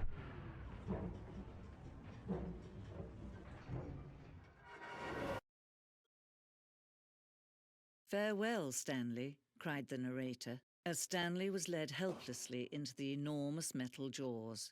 In a single visceral instant, Stanley was obliterated as the machine crushed every bone in his body, killing him instantly.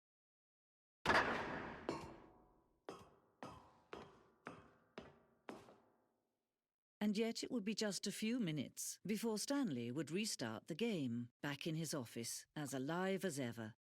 What exactly did the narrator think he was going to accomplish? Good question.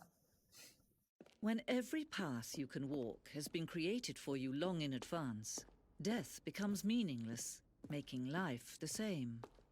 Do you see now? Do you see that Stanley was already dead from the moment he hit start?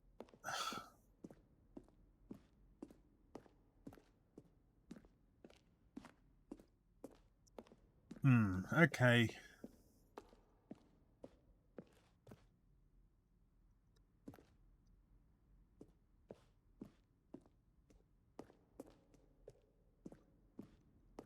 Yeah, I'm not really interested in the development of this game or its original.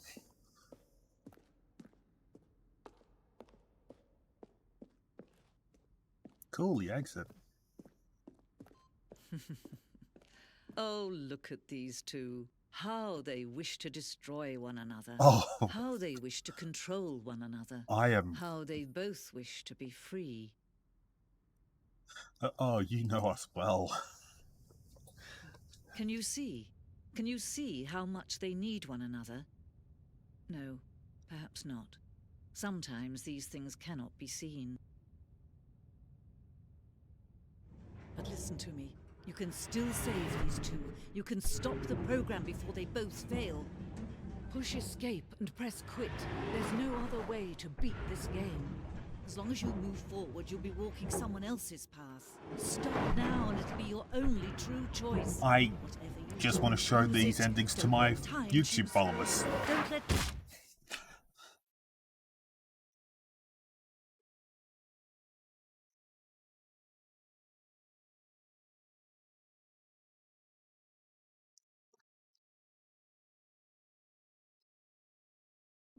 I'm back. I'm All pretty this sure that the co-workers narrator were would be gone. crying by What now. did it mean? Stanley decided to go to the meeting room. Perhaps he had simply missed a memo. Right, I think I've done everything aside from, like, the elevator ending. When Stanley came to a set of 2 open doors, he entered the door on his left. Yeah, there really isn't that many ways to rebel when you've done all of them. Yet there was not a single person here either.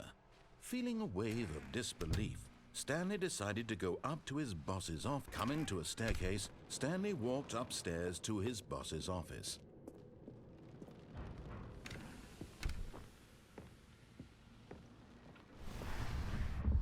Here's the door, just go. I love that by the end the narrator just doesn't care.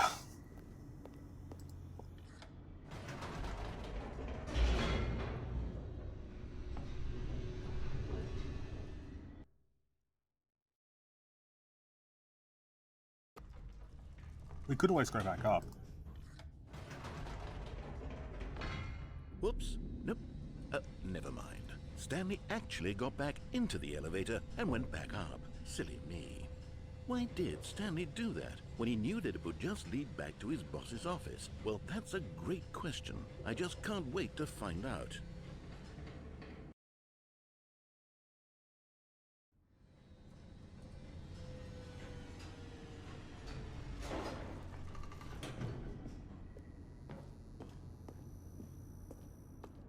Here we are, Stanley. It's your boss's office. Exactly the way it was before you got onto the elevator. It's still just exactly what it is. What a decision you've made to come up here and look at the office again. This has fleshed out the plot of the story in new and fascinating ways I could have never anticipated. Why don't I It's have the a shadow? keen eye for storytelling that you have. An incisive rapid fire of critical plot points, one after the other, weaving a rich tapestry of uncompromising narrative. Wow. I'm bolted to the edge of my seat. Okay, then I'll go back down.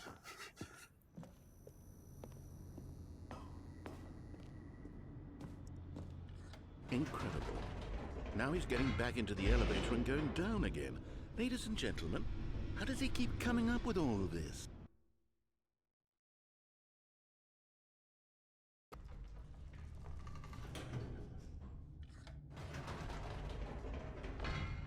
Did you think we were going to go forward down the spooky corridor? No. It's time once again to go back up in the elevator. I can't even begin to grapple with what might be up there. Is it the boss's office again? Or what if it's the boss's office this time? The suspense is killing me.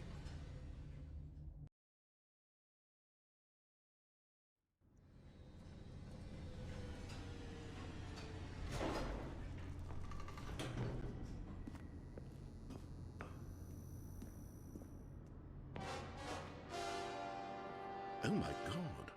It's the boss's office. This absolutely changes everything for me. Give me a time out here for a minute while I process this.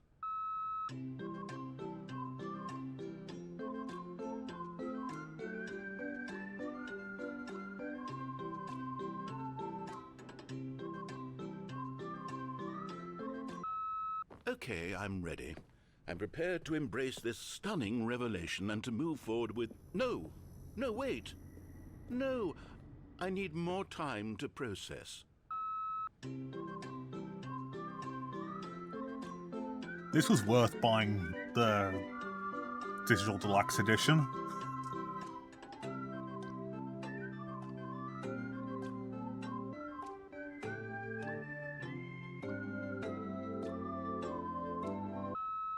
All right. I have fully come to terms with it. I have made space in my worldview for this astonishing new reality. As before, Nice piano. I turn to your expert eye for gripping narrative, Master Stanley. Oh, you're finally respecting my narrative choices. That's all I wanted. Of course. Going back down in the elevator. How did I not anticipate it? I mean, sure, now it's obvious, but you have to understand that 30 seconds ago, this kind of thing had never been attempted before. I had no frame of reference to even anticipate it. That's just how revelatory Stanley's decision-making is. Don't know if A you're being breath of sarcastic fresh or air not. in a landscape of storytelling that has grown stale and repetitive.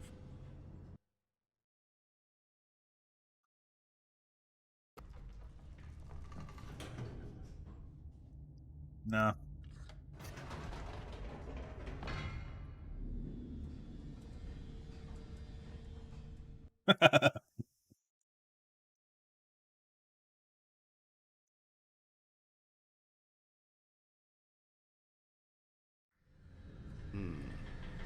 You know what?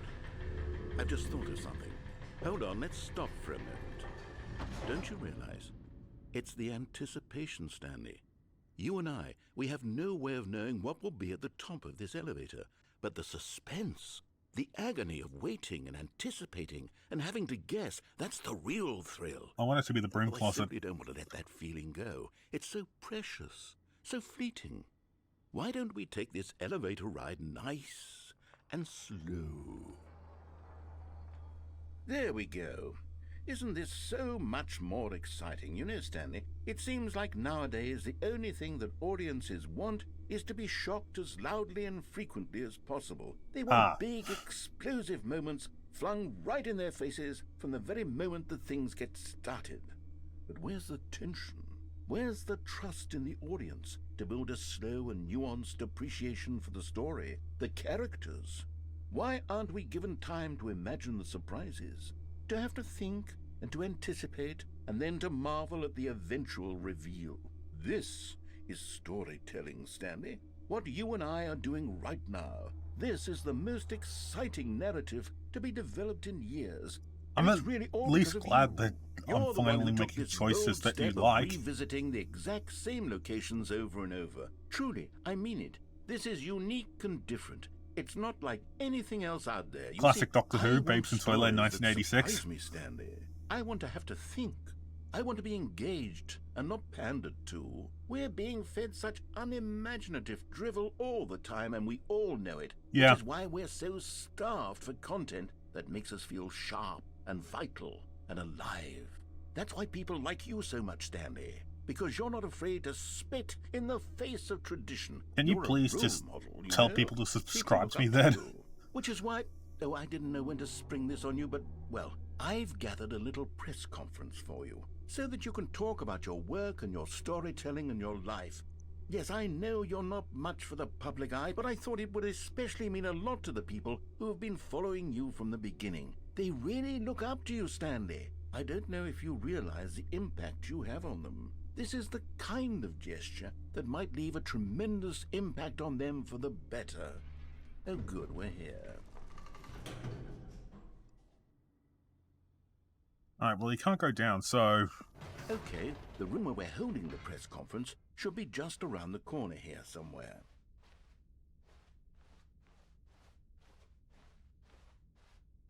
Ah, yes, here it is, just through this door. All right, Are you ready? I've told them you're going to speak a little bit about the nature of surprise in storytelling and what it means to craft a truly unpredictable narrative. Oh, don't worry. You'll do great. Just be yourself and speak from the heart. I'm really proud of you, Stanley. Okay, it looks like they're ready for you. I think I've Go broken get him. 'em. I think I've broken the narrator.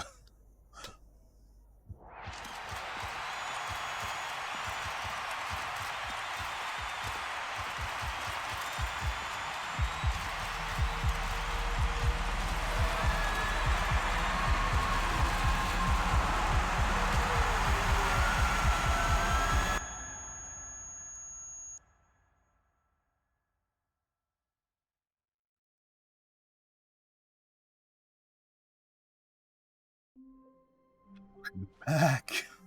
All of his co-workers were gone. What could it mean? Stanley decided to go to the meeting room. Perhaps he had simply missed a memo.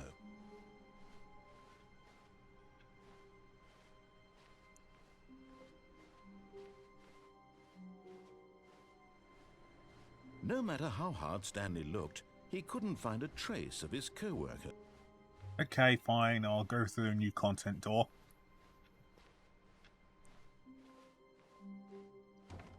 Oh, new content? What does that mean, new content?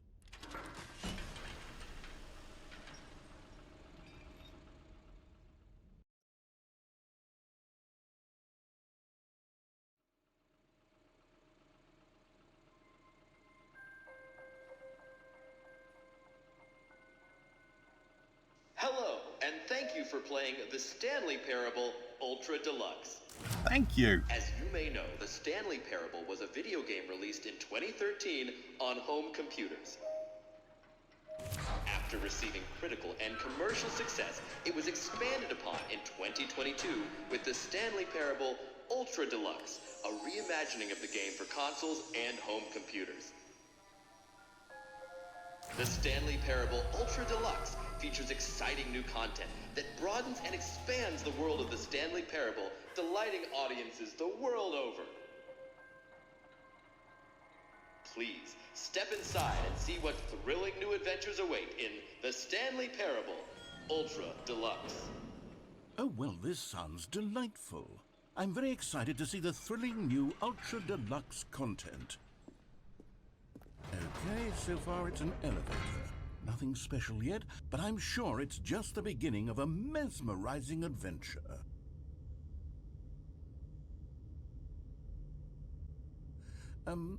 Is it broken? I was What's just going on thinking. here? Should we be moving somewhere or... oh, there we go. All right, finally, at long last, it's on to the new content. I've never been more ready. Let's do it.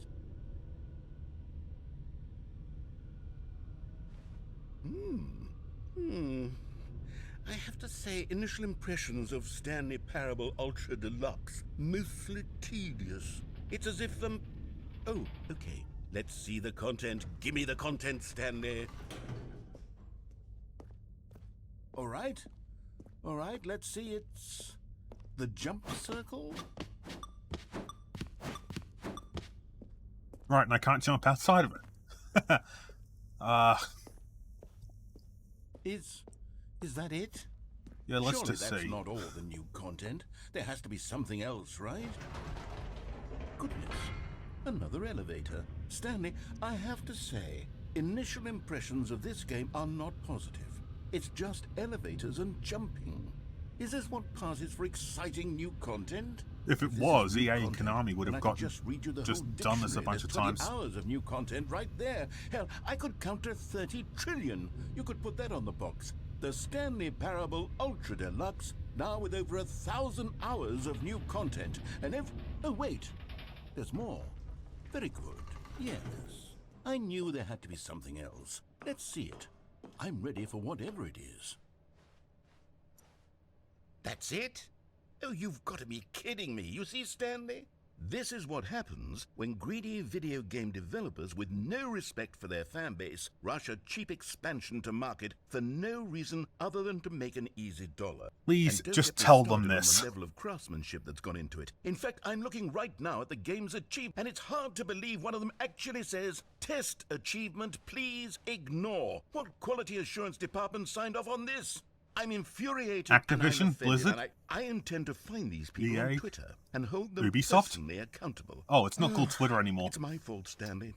I built It's an up too interesting much 2 years since anticipation this game around the came new out. Content, I'm afraid. It could never have lived up to such expectations.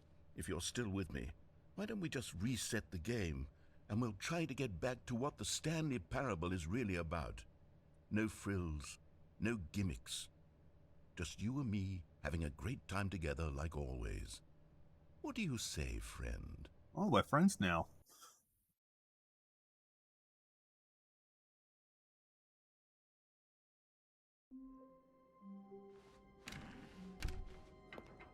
Psst. Stanley, come over here. In the vent. I want to show you something.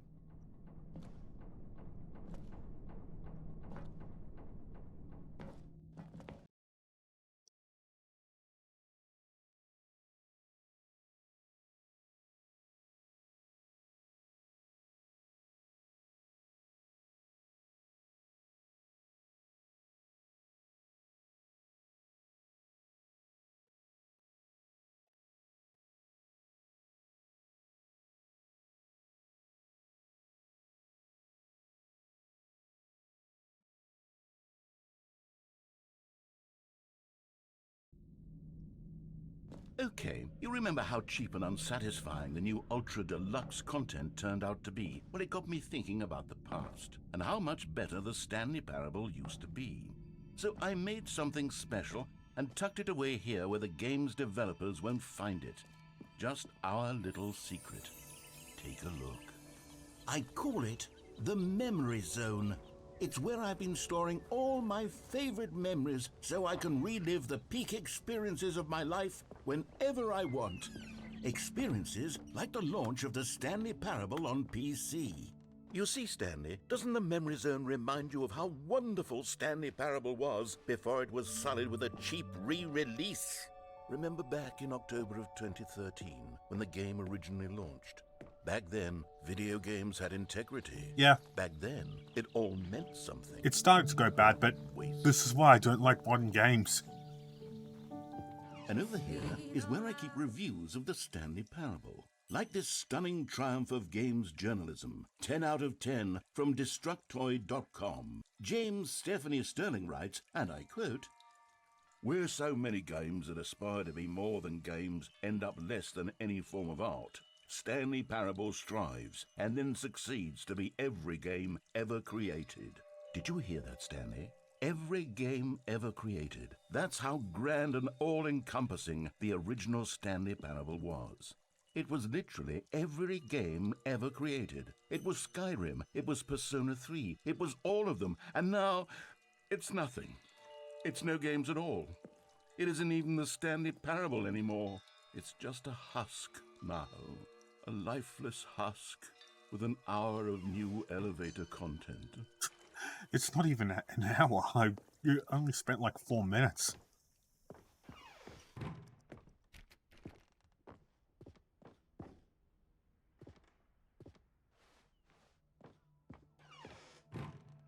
Here's another moving passage, this time from GameSpot.com.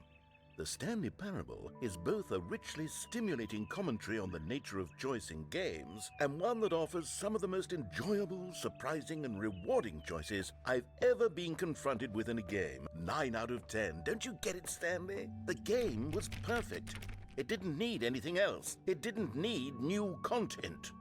It just needed to be left alone, to spend the rest of time collecting dust in the hallowed hall of beloved video game memories. How am I supposed to get in there? These were simpler times, Stanley. But I wouldn't give to go back, to have it all over again. Wait, hang on. I don't recall this part of the memory zone before. What's this? What's down here? Oh no. Oh God, no. Stanley, it's a collection of reviews from Steam, the online video game distributor. I haven't looked at these in years. I can't even imagine what's been collecting down here. Surely these reviews were glowing as well, weren't they? Honestly, I could not be bothered to play this game to full completion. The narrator is obnoxious and unfunny, with his humor and dialogue proving to be more irritating than entertaining. Unfunny! I'm not trying to be funny.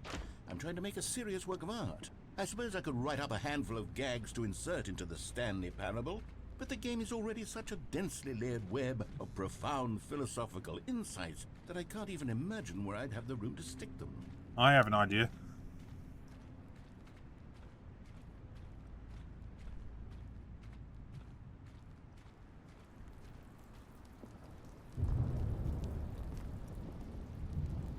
Hey, that's all wet.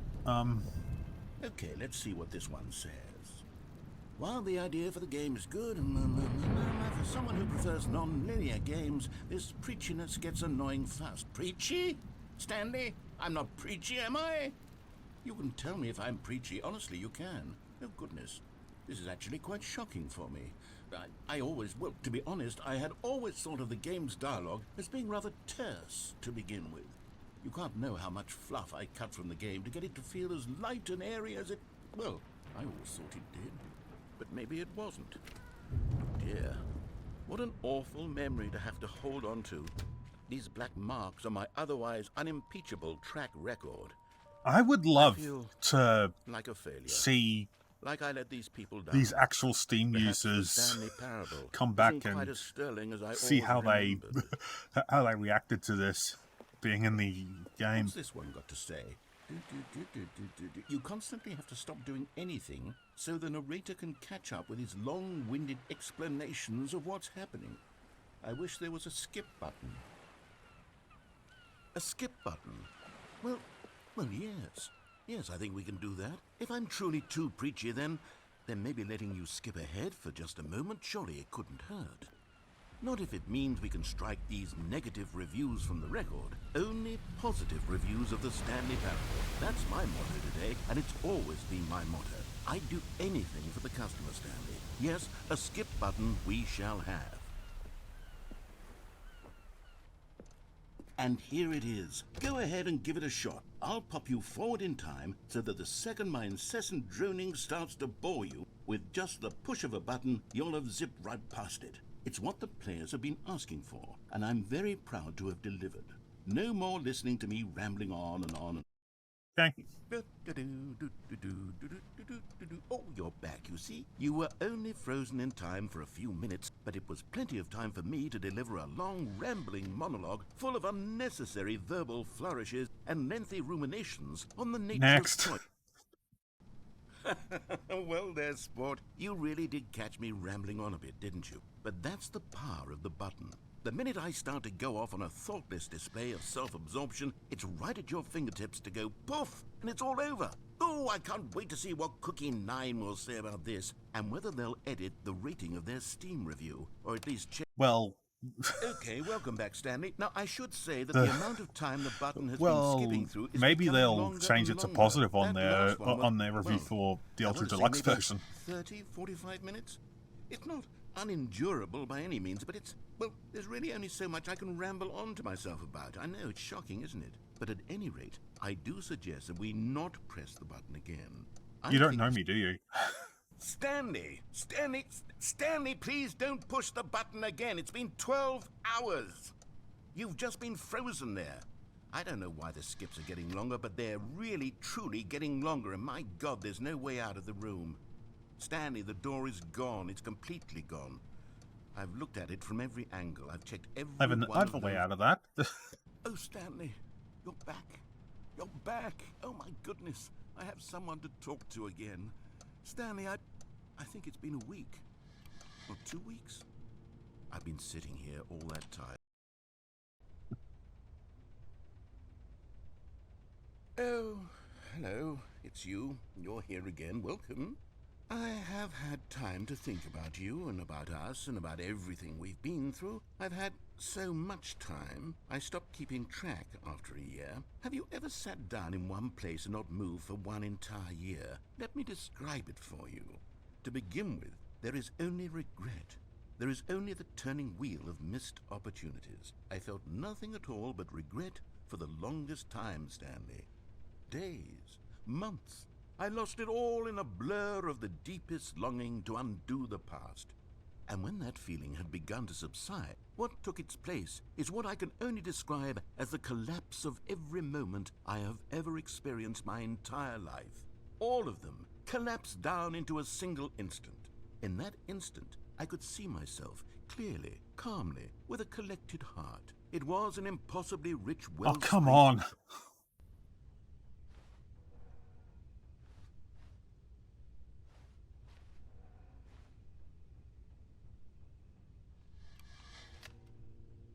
Well, I think I've got myself free as a narrator.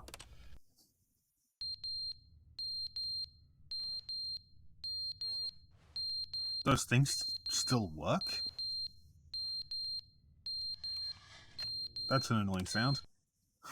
But they didn't understand the game was never meant to be funny. It was meant to have a point. It was meant to speak to the human condition.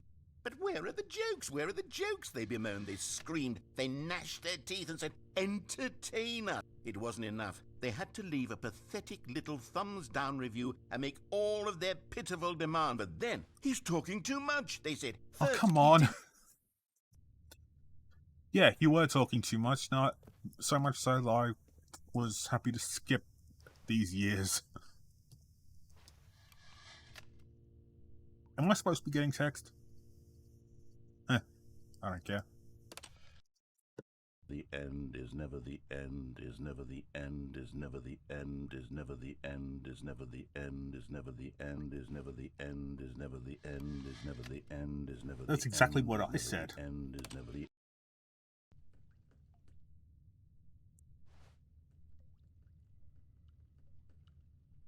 I think I'm breaking the narrator again.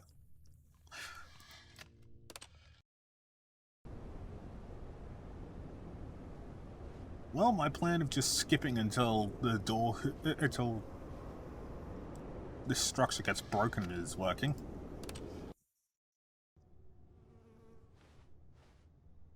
Ah, daylight. God, that's so blinding. Maybe it's because I've been down here for so long.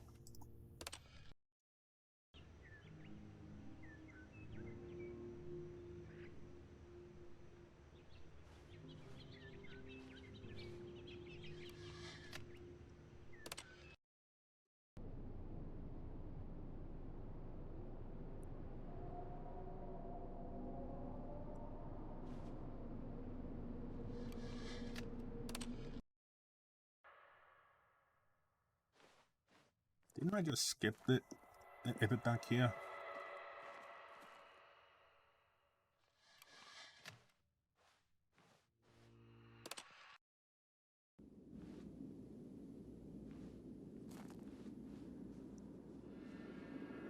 Ah, okay, cool. I'm in Journey.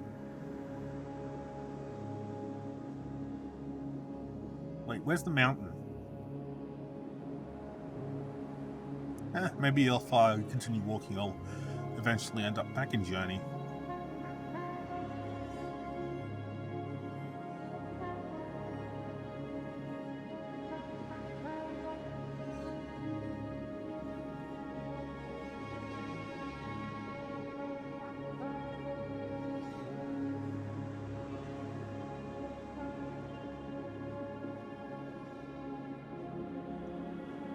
Well, I'm finally free. This is one way to end the game.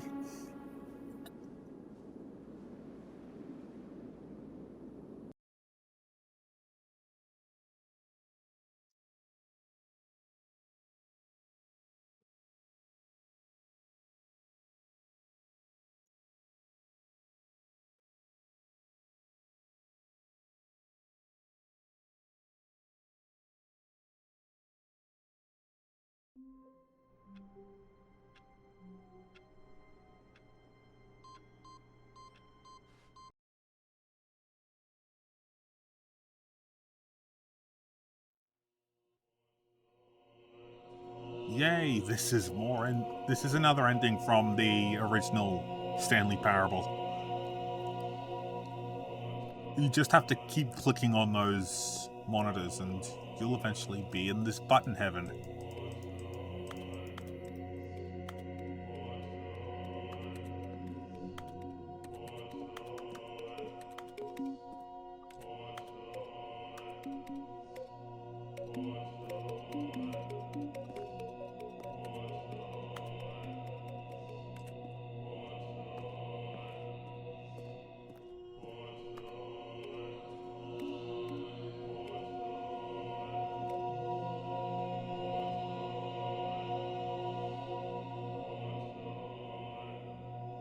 Okay, surely this can't go on forever.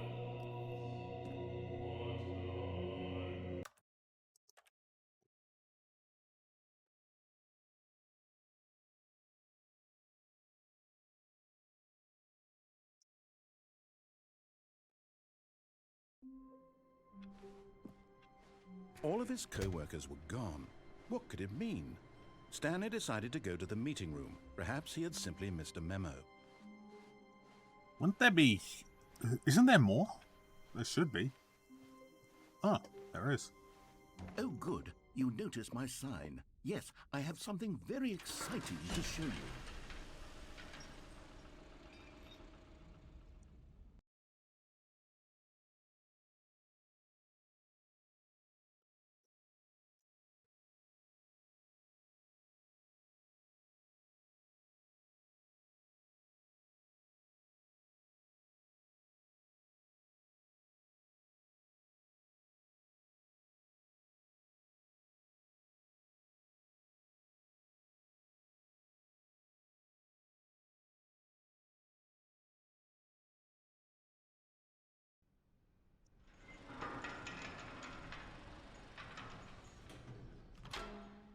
Wasn't I just here?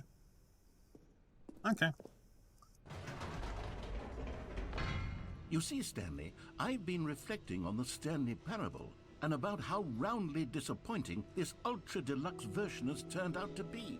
The original Stanley Parable was a landmark, and any new content for it should live up to that legacy. So forget this ultra deluxe nonsense. I say we take it one step even further. Which is why I'm very proud to announce for the first time ever, the Stanley Parable 2. Oh! You don't just buy a new edition for the game, you buy the sequel.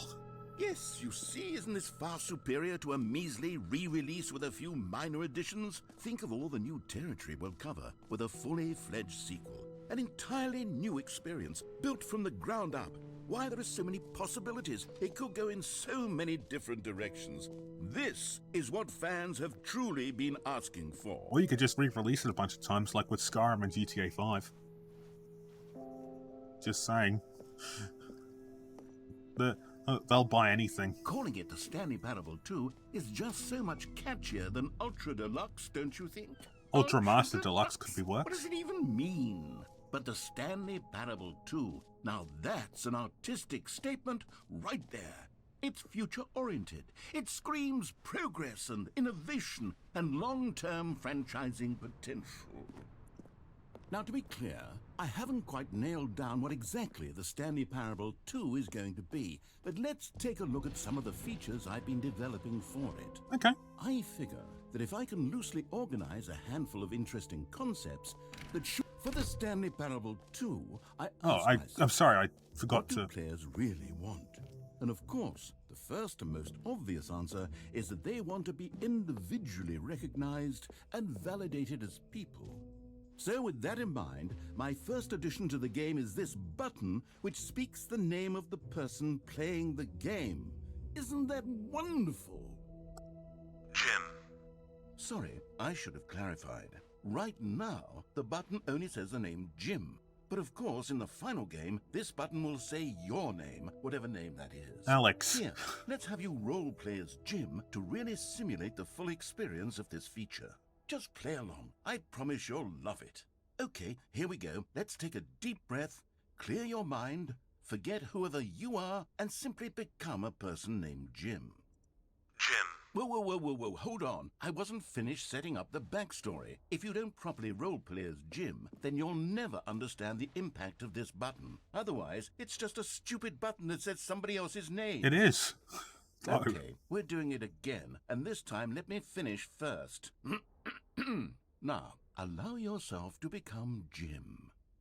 Imagine yourself driving to work as Jim, playing frisbee on the weekends as Jim, staying up all night for a popcorn and horror movie sleepover as Jim, developing a crippling substance addiction as Jim, rediscovering yourself through fringe religious groups as Jim, and finally dying a slow death at an old age, surrounded by members of your cult as Jim.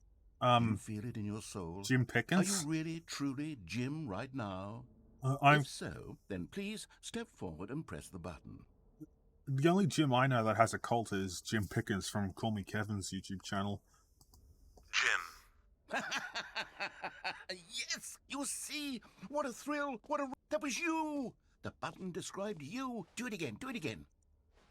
Oh, it hits even harder the second time. If this were the only new feature in the Stanley Parable 2, it would still be worth the money.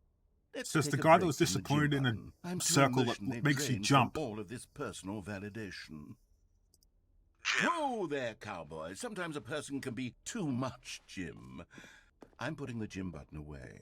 Otherwise, soon you'll start to lose all sense of who you actually are.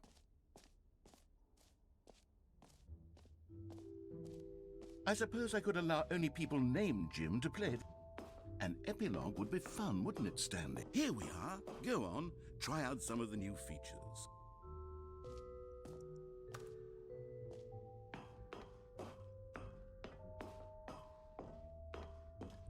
Yeah, I keep skipping the narrator stuff, so I'm sorry about that. I do think the game kind of lives and dies by its narrator, so...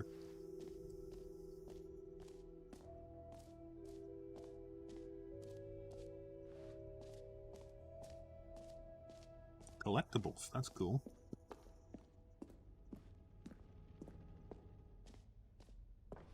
Ah, collectibles. Now it's a real video game. In the Stanley Parable 2, you'll run around gathering up these miniature Stanley figurines. And what's truly innovative is that there will be no reward for collecting all of them. I don't want to stifle the intrinsic joy of watching a number go up. You simply collect all of them, and then you move the hell on with your unremarkable life. Okay.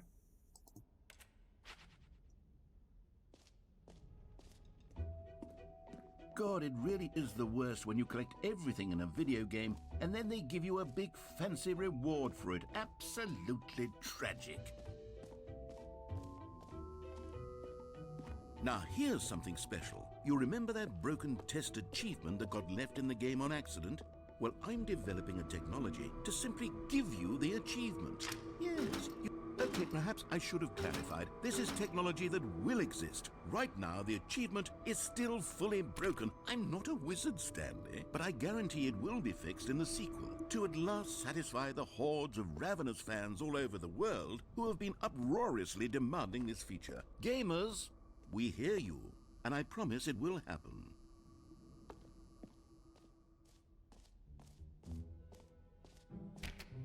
What else? What other exhibits haven't we seen yet?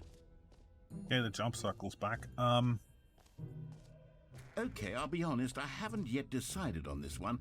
I think that in the new version, the office could use a bit of decoration, like balloons. But I'm undecided on Get Well Someday and Happy 12th Birthday. Which would you go with? You know, sometimes when you solicit another person's opinion, it makes you realize that you knew which one you actually really wanted all along. Happy 12th birthday, step-niece, it is. Or actually, maybe I should have gone with... No, I've made my decision, we're moving on. Hey! A common complaint of the Stanley Parable was that it was confusing and paradoxical, that it engendered a chaotic sense of reckless despair in those who played it. Well, I'm happy to say that after much consideration, I've engineered a clever solution to this fundamental problem with the game. It's the Stanley Parable reassurance bucket. You see, Stanley, anytime you're holding the bucket, a sense of calm and ease will fill your mind and your heart. It's true. As long as you hold on to the bucket, the many disorienting contradictions of the Stanley Parable will feel perfectly normal and perhaps even comforting. You may even come to long for the gentle embrace of jarring cognitive dissonance while the bucket is in your arms. And to be honest, it's a much more convenient solution for me than actually redesigning the game to be less uncomfortable. Can you imagine what a pain in the ass that would be? Yes, the bucket is the perfect solution. Come on, give it a try. I love the bucket. Can you feel it? The glow of comfort, even in the face of crushing despair, must already be sweeping through your body. And in fact, can I say that I do believe the bucket lends you an air of charisma as well? I think that just holding it has made you the slightest bit more attractive as a person. Maybe The that's what my benefits of the dating bucket profiles seem are to go missing. On and on, don't they? All this and more await you in the Stanley Parable 2.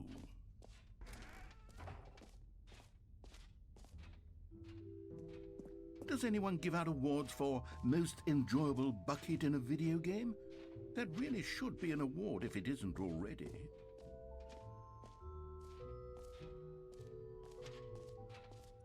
Okay, I've gone through the button that says gym, done the collectibles, what's in here? Oh, the thing, the achievement. You know what, Stanley? I actually think the jump circle was a pretty good idea. I'd like to hang on to that for the sequel. Okay, that's what the achievement was.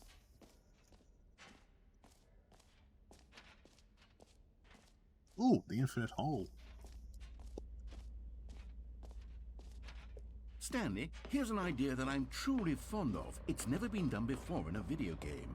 This is, in fact, a hole that you can fall down forever. That's right. Infinite falling. You can fall until the end of time, if you like. A stunning leap forward for video games as a medium. Okay.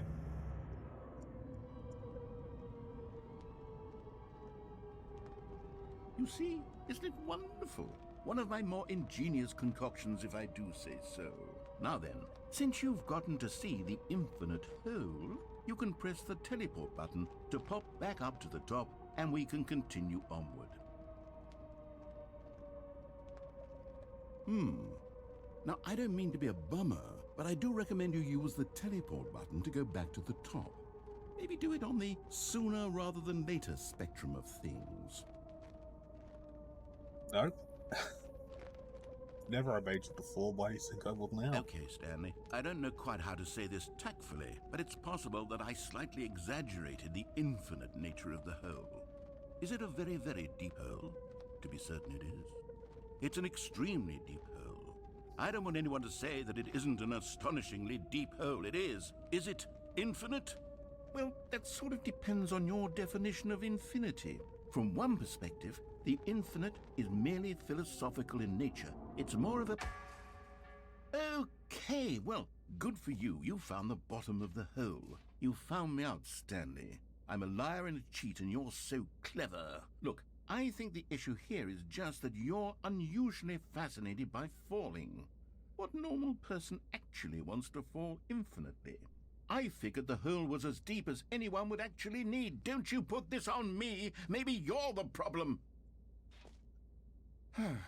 Look, things got a little heated there. I think we both said some things we didn't mean. Why don't we just put all this behind us and agree to just call the hole mostly infinite? If that works for you, then go ahead and press the teleport button to warp up to the top of the hole and we can move on. Okay. I'll just be up here when you're ready. Great. Now, I'm very excited to... Oh, for heaven... You see, I was right. The problem is you. The problem is that you like holes too much. Not normal. A normal person would have said, yep, that's an infinite hole right there. Goes on forever till the end of time. Don't need to see it all, but not you. Oh, no, no, no, no. You have a weird sort of... Oh. Did the hole seem even shorter to you this time? I couldn't help but feel like you spent a little less time in there than you did before. I mean, admittedly, I didn't make an infinite hole, but I didn't think it was that not infinite. Well, I suppose once again there's nothing to do here. If you decide you've had enough of the hole, you can hit the teleport button and come join me up above. Okay. Had enough? I'm Nope. positively thrilled. Gosh, how could I have guessed? You're back in the hole. If this starts to become a thing where... Wow. Okay. Yes. I'm starting to become extremely certain that the hole is not only not infinite, but that it's growing steadily less and less infinite. I suspect that I'm starting to hit the point where it's no longer feasible to call the hole infinitely deep, even by the lax overall standards for accountability and marketing. What's going on here? Stanley, I have no explanation for the uncertain nature of the hole's length. Here, let's try something. Let's pop back up to the top, and we'll see if it gets any shorter. Well, there it is. The shame of my lie has come to haunt me. Not only is the hole not infinite, but it's barely even a hole at this point. It's more of a concavity, or even a very aggressive divot. Okay.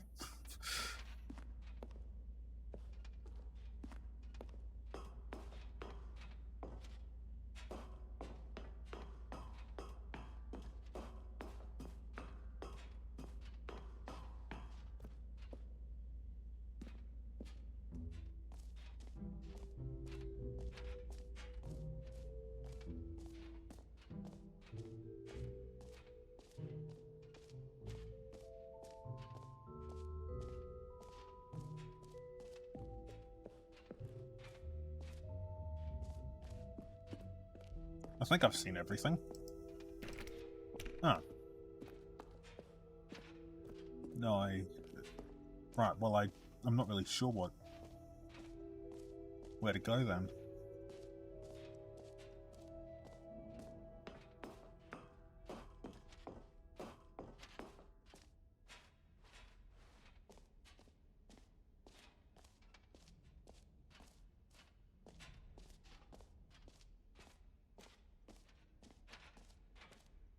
Yeah, I've been every... Ah, there's the exit.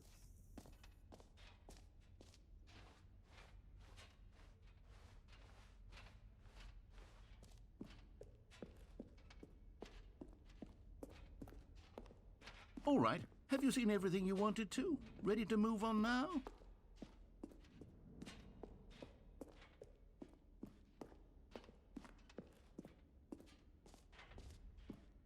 So, Stanley, what do you think? Do you like all of the new features? Yes, I know it's not exactly clear yet how exactly these features will come together as one single coherent video game, but I can feel it in my soul. It's going to work. No, it's not. There's definitely a good game in there somewhere. Say, let's do an experiment.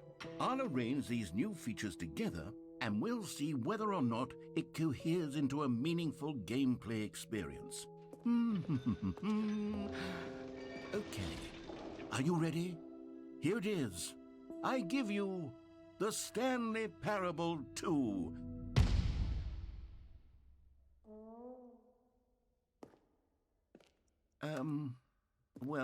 I mean, there's potential here, right? It's sort of... Okay, never mind. Hold on, let me do a different arrangement. Okay, yes, this is much better. I feel good about this. Here we go. Version 2. Who am I kidding, Stanley? This isn't a coherent video game at all. It's a lot of gags. And I do very much enjoy creating gags, but they don't add up to anything. Nothing in the original game added up to I wanted anything. more than anything to create a sequel that would capture all the magic of the first game. I wanted fans to love it. No matter how good these gags are, they won't stand on their own. They would need the structure and the gameplay of the original. Wait, maybe that's it.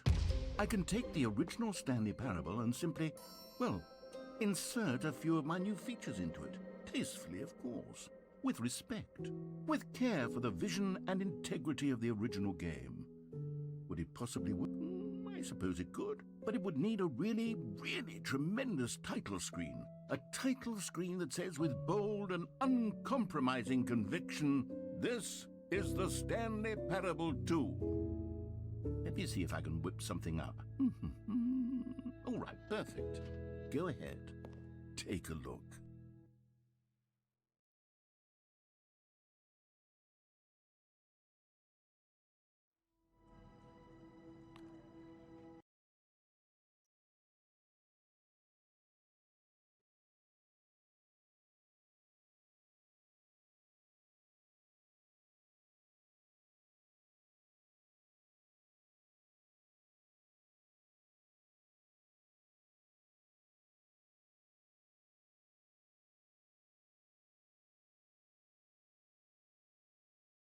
This is the story. Oh, I'm skipping this. We've already seen this.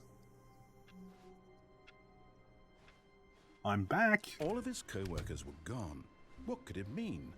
Stanley decided to go to the meeting room. Perhaps he had simply missed a memo. Oh, I love that these balloons are everywhere now. Stanley picked up the bucket.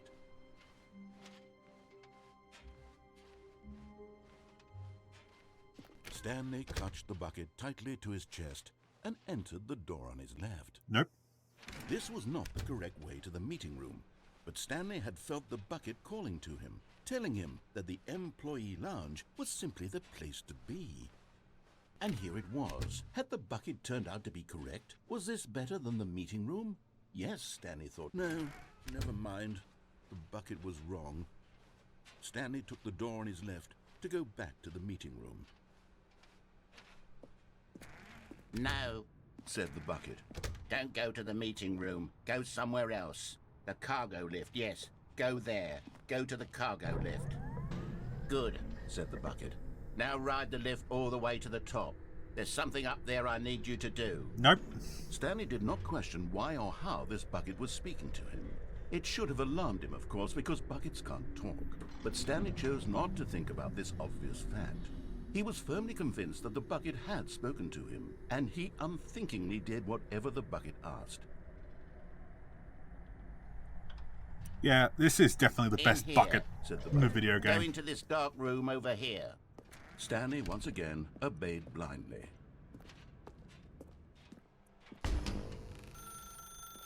Now pick up the phone. Said the bucket. Pick up the phone and it will take us back home, where we can go about life together.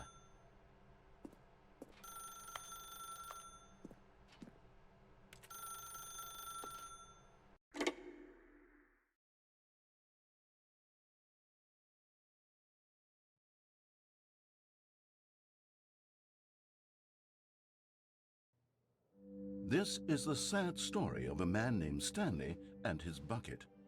Once upon a time, I gave Stanley a bucket because I thought he was lonely and could use a friend. And then, very distressingly, he began to believe the bucket could speak to him. But where's the bucket? I need my bucket.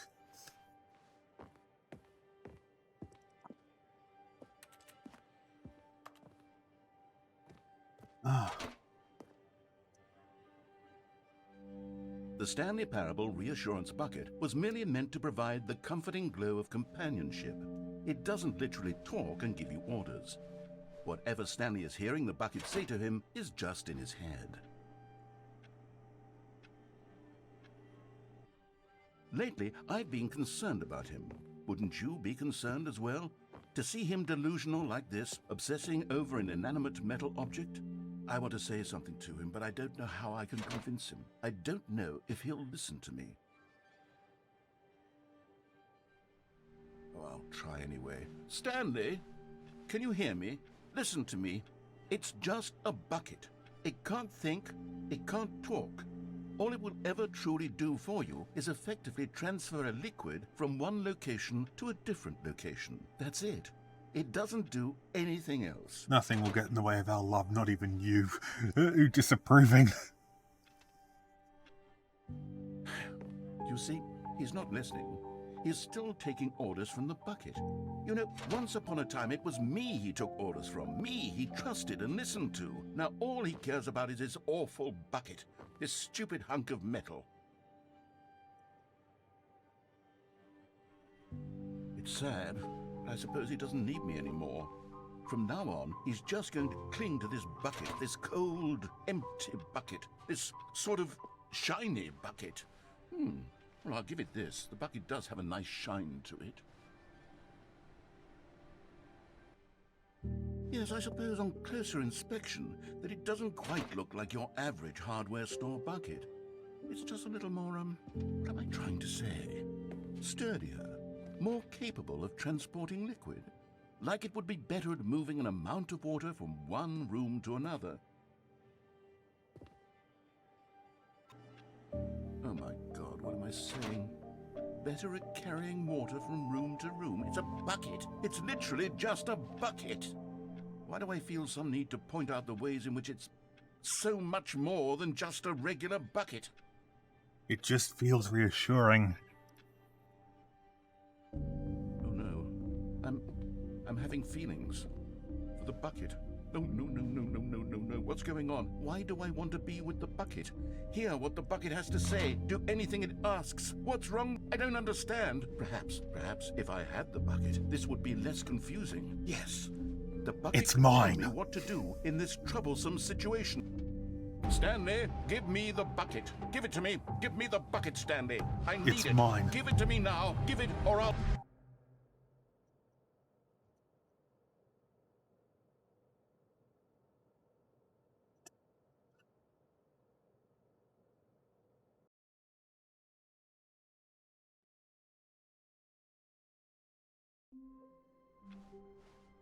All of his co-workers were gone. What could it mean? Stanley decided to go to the meeting room. Perhaps he had simply missed a memo. I noticed one new path. When Stanley came to a set Nope. of two, this was not the correct way to the meeting room, and Stanley knew it perfectly well. Perhaps he wanted to stop by the employee lounge first, just to admire it. Nope. And here it was, the lounge. But eager to get back to business, Stanley took the first open door on his left. I'm pretty sure that after like 2.5 hours of this, my audience might not. Stanley was so bad at following directions, it's incredible he wasn't fired years ago. Might not like me hearing all this, but might not like hearing all this narration, but more collectibles. Found one of them. One of the miniature Stanley figurines. Remember, no reward for collecting all of these, only the intrinsic pleasure of a job well done. You can't buy that sort of happiness, Stanley. God knows I've tried. So, I implore you to savor each and every moment you come across one of these beautiful figurines.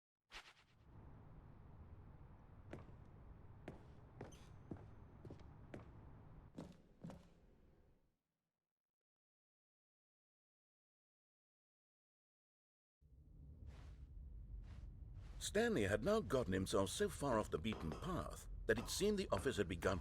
Was so far off the beaten path that it seemed the office had begun. Was so far off the beaten path that it seemed the office had begun. Was so far off the beaten path that it seemed the office had begun. Was so far off the beaten path. Mind You blowing. didn't think I was actually just a recording, did you? What a silly and trite explanation that would be. All the back and forth between you and me, all the absurd adventures we've been through, and it all turns out I'm just a tape recording? It was all just in Stanley's head. I bet that's the kind of twist you think is revelatory. I bet each and every time you watch a movie where it turns out all to be in the main character's imagination, you must absolutely bolt off the couch in pure shock at the phenomenal and intricate storytelling. It must be so simple to be you.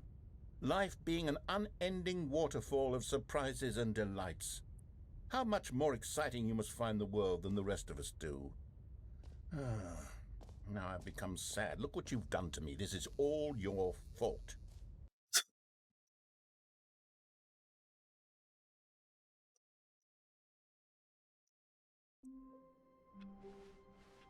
I can't wait to tell this story to my co-workers, Stanley thought. How amusing they'll find it.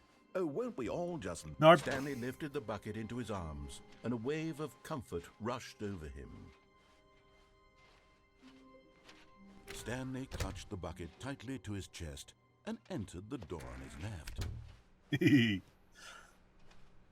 Oh, I wonder if the broom closet's still going to be bolted.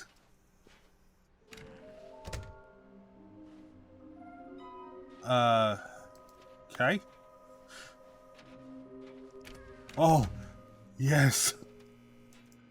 Oh, Stanley, can you feel it? The broom closet. It wants the bucket. You can feel that, can't you? The aura of jealousy? It's as clear as day. This broom closet believes it deserves the bucket. I can really feel it now. It's a bucket. It belongs in a broom closet. That's what the broom closet is trying to say here. It's supposed to go with the other cleaning supplies. Good for you, Stanley. Don't give in. Don't hand over the bucket. I know how hard it must be, given the pressure that the broom closet is putting on your shoulders right now, but you have to be strong. This is your bucket. This is your companion and lifelong friend. You can't hand it over. Oh no. We're getting into name-calling now, it seems. Is this how low the broom closet has sunk, that it has to resort to this stream of petty insults simply in order to get you to hand over the bucket? Stanley, I never liked this broom closet for a variety of reasons, but even this is worse than I had imagined. And wait, now the broom closet has the gall to imply that you and the bucket are not truly deep and lasting friends? That your relationship is purely superficial and convenient? That your life is so banal and meaningless that you'd feel the same sort of kinship towards any inanimate object which happened to lay in your path in an even partially enticing manner? Well, I never. Go on, Stanley. Lay into it. Really tell the broom closet off for its demeaning comments. Expand on the wide variety of experiences you and the bucket have shared together. Go through each of them point by point. Share your journal entries detailing the rich emotional landscape of your feelings for the bucket as they have changed and evolved over the years. Let him have it. What is this game? Coming to a staircase, Stanley and the bucket walked upstairs to the boss's office. I'm not sure if I've seen all the endings with the bucket. Another miniature Stanley figurine. This, there really must be a snappier name for these things. What about mini-stands? Stanley figs? Or what about Stanlerines? Yes, I think I like that. Another Stanlerine under your belt.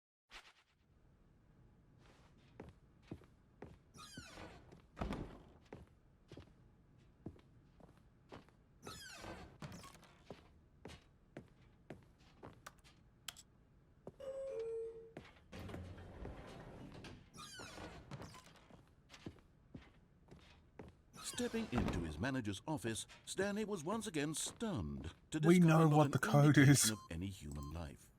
Crushed by the... But Stanley guessed the correct code by sheer luck. Was it that the bucket knew all along? Was the bucket guiding him? Yes, this is certainly the most logical explanation. Okay, I'm going back to the name of these little Stanley figurines, and now I'm torn between Stanlerines and Figlies. What do you think, Stanley? What name better encapsulates the intrinsic sense of happiness that you get from seeing a small number in the corner of your screen go up by 1? Let me sit on it. I'm sure it will come to me.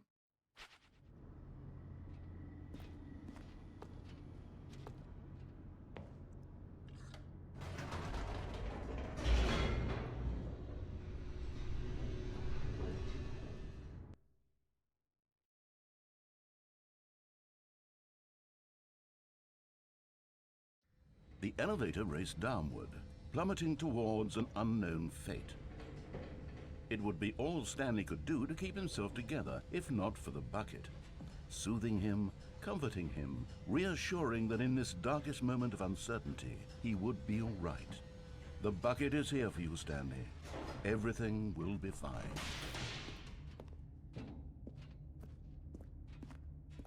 Stanley and the bucket walked straight ahead through the large door that read, Mind Control Facility. Okay. I wonder if I actually get to take over if I have the bucket with me. Wouldn't miss this for the world. The lights rose on an enormous room packed with television screens. What horrible secret did this place hold? Stanley and the bucket both wondered to themselves. Giving me mixed messages as to whether or not this bucket can actually think or not, narrator. The monitors jumped to life, and Stanley nearly dropped the bucket in shock. Everyone in the office was being videotaped, monitored like guinea pigs. The bucket had never seen anything like this, and it very nearly burst into tears as Stanley cradled it gently, reassuring it that everything would be fine.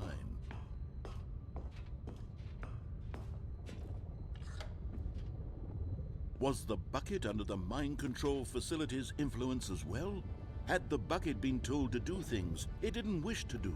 What kinds of things does a bucket want to do or not want to do in the first place? That's a shower thought These for questions babies. raced furiously in Stanley's feeble mind. No! He screamed into the bucket. He couldn't accept it. His own life in someone else's control, never! He squeezed the bucket tighter, his one friend in the entire world. At this point, he could trust no one except for the bucket. But here was the proof. The heart of the operation. Controls labeled with emotions, happy or sad or content. Walking, eating, working, all of it monitored and commanded from this very place. And as the cold reality of his past began to sink in, Stanley decided that this machinery would never again exert its terrible power over another human life. For he and the bucket would dismantle the controls for good. Two best friends, Stanley and the bucket, up against the world. They high-fived in a really cool way, and the bucket made a sassy comment about taking down the system. We could rule together. But at the last second, the bucket jumped in and pressed the button to turn on the controls. Stanley gasped in horror. Had this been the bucket's plan all along? To take over the machine and claim the power for itself? How could the bucket have betrayed him like this? Stanley was prepared to throw the bucket away in disgust when suddenly an image appeared upon the enormous screen. Birds. Silly, silly birds. The control buttons became active again.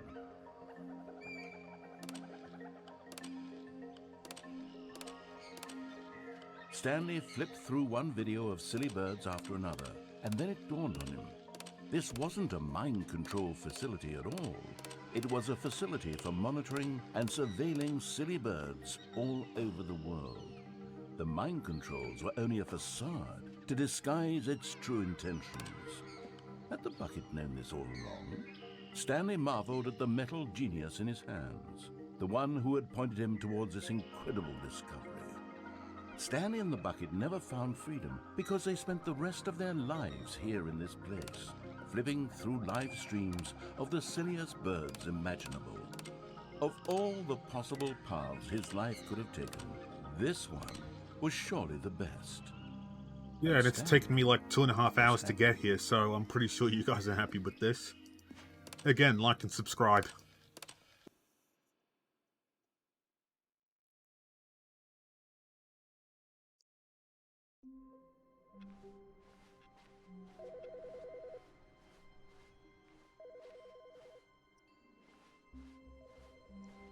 The confusion and the chaos all seemed to melt away as Stanley embraced the bucket.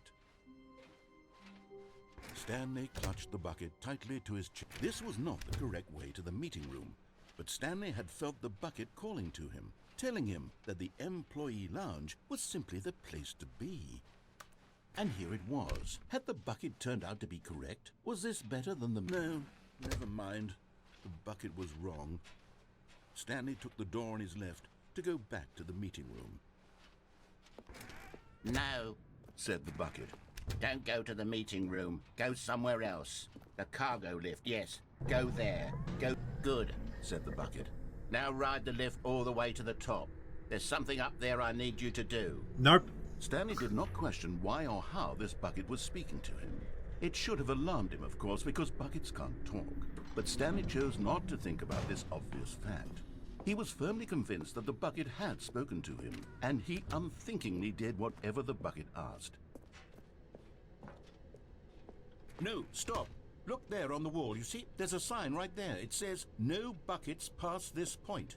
Stanley, how could you think it was okay to bring the bucket here? Unless, what if the problem is that you actually don't know what is a bucket and what isn't a bucket? I suppose that would explain a lot about your behavior up to this point. Which, if that's true, well, my goodness, I think we have to do something about it. This misunderstanding could have dire consequences on the entire rest of the game if not addressed quickly and properly. So much of the impact of the story is dependent on your understanding of what is and isn't a bucket. Please, step in here for a moment.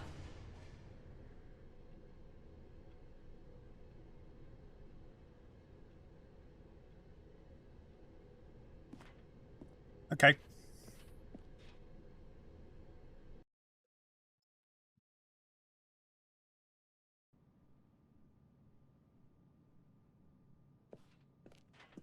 Now then, I'm going to run you through some test scenarios, and you'll tell me whether or not the thing I'm showing you is a bucket.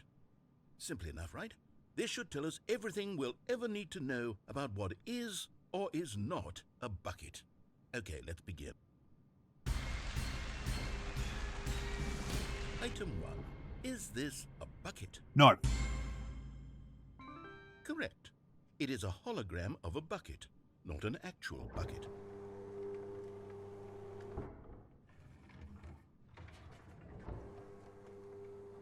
Item 2.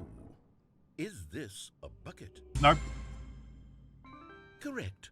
It is a 3D printed recreation of a bucket, not an actual bucket.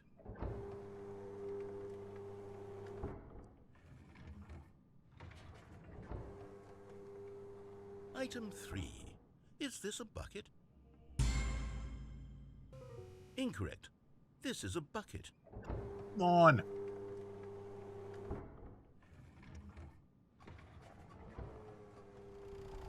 Item 4. Is this a bucket? What? Are you hallucinating? This is a tractor. It's an enormous machine that tills the earth. I thought this was a gimmick. How on earth did you manage to screw it up? Absolutely incredible. Let's just move on to the next one. I'm pretty sure that they're either thinking I'm trolling or that I'm an idiot. Is this a bucket? Yes. Correct. This is a bucket.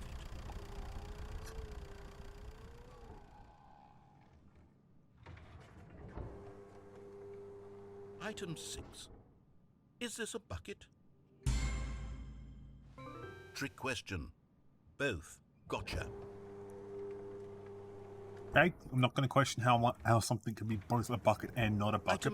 Wait, hold on. I can't find the next one. Let me see. It should be around here somewhere.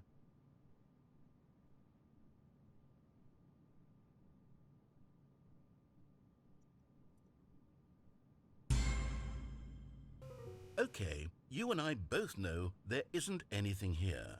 And I don't appreciate the implication that nothing is a bucket when we both clearly know that a bucket is something, and therefore nothing could possibly be something. Unless, in your twisted mind, have you somehow convinced yourself that a bucket is nothing? Answer me straight, Stanley. Do you believe that nothing is a bucket?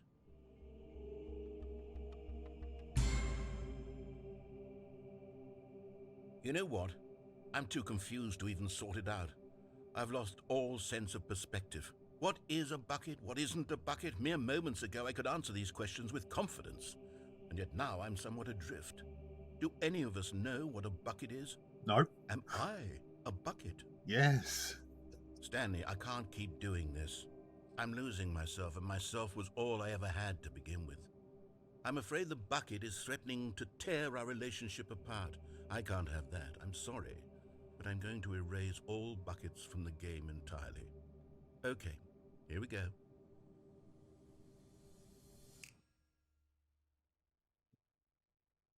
What happened? Is everything gone? Why did everything disappear? Wait, was everything a bucket? Every single thing in the game was a bucket. Oh my God, I had no idea. How could... except me. I'm not a bucket after all. And you, Stanley, you're still here. You're not a bucket either. Oh, this is wonderful news. We're not buckets. Yes, I actually feel much more at ease right now. It's delightful to get some clarity on that issue, but it doesn't change the fact that we haven't got a game. So, tell you what, I'll reset everything and we'll put back all of the buckets, okay? And we'll know that it's all a bucket. But if you run into anyone else, maybe don't mention that. Who knows what that information might do to a person? All right, here we go.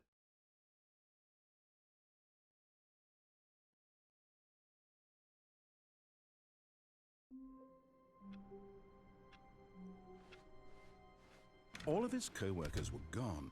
What could it mean? Wait. Stanley decided to go to the meeting room. Perhaps he had simply missed a memo.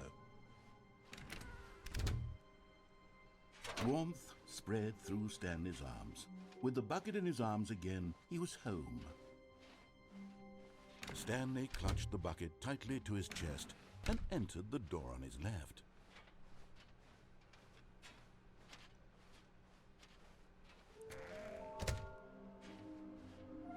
Oh. Oh, Stanley, can you feel it? Ah, it's just the room same. closet. It wants the bucket. It's just You the can same feel thing. that coming to a staircase, Stanley and the bucket walked upstairs to the boss's office. You're getting close now, Stanley. You've nearly gotten all of the Figler and Marines. Very soon, you'll collect the last one, and then the first number will equal the second number, and that will be it. We'll be different people by then. Different in the sense that we used to have none of them, and now we have them all. You can't go back to when you had no Figler and Marines. None of us can. It's been nearly 3 hours. But Stanley just couldn't do it. He considered the possibility of facing his boss, admitting he had left his post during work hours. He might be fired for that. And in such a competitive economy, why had he taken that risk? All because he believed everyone had vanished? His boss would think he was crazy. And then something occurred to Stanley. Wait. Maybe, I have the he thought to bucket. himself, maybe I am crazy. He looked down at the bucket in his arms. Am I crazy? He asked the bucket. The bucket returned his gaze, but said nothing at all. That's strange, Stanley thought. Usually the bucket is a source of guidance and wisdom for me in difficult times such as these. He held the bucket close, yet felt none of its familiar reassurance and comfort. And that's when Stanley realized, this isn't my bucket.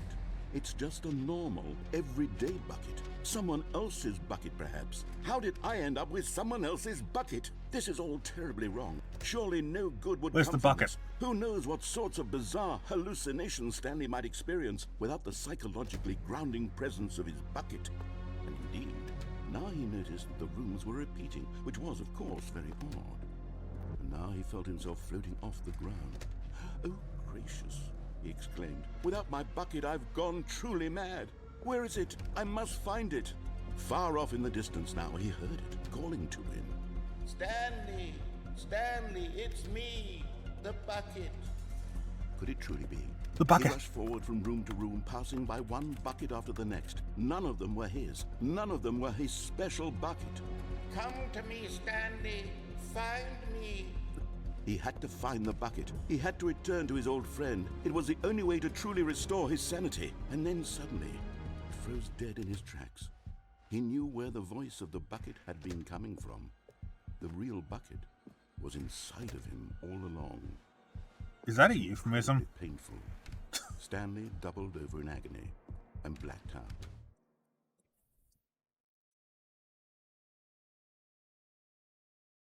This is the story of a woman named Mariella. Mariella woke up on a day like any other. She arose, got dressed, picked up her bucket of comfort and security, and walked to her place of work. But on this particular day, her walk was interrupted by the body of a man who had stumbled through town, talking and screaming to himself, and then collapsed dead on the sidewalk. Right away, she knew what the problem was. This man had no bucket. Of course he'd gone mad, ranting and raving about a narrator describing all of his actions and how everything is predetermined and free will is an illusion and it's all just a video game. It could all have been prevented if only he'd taken his bucket with him. Perhaps he didn't even realize he'd forgotten his bucket at home in the first place. How cruel the world can be, Mariella thought, and she hugged her own bucket even tighter. But of course, she had no time for this. There were a myriad of confusing problems she would soon have to confront at work, for which her bucket would provide absolute guidance and total clarity on everything. Heck yes, she thought to herself, my life kicks ass. And she backflipped all the way to work. Okay.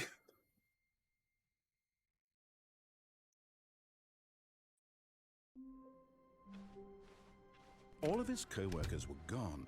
What could it mean? Stanley decided The to go to the orientation's meeting room. flipped. Perhaps he had simply missed a memo.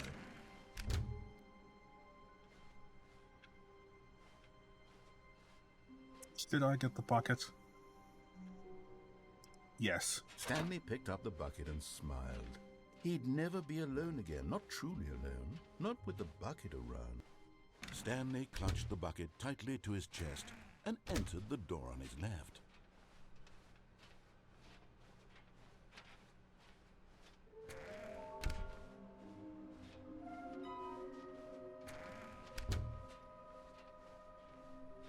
Coming to a staircase, Stanley and the bucket walked upstairs to the boss's office.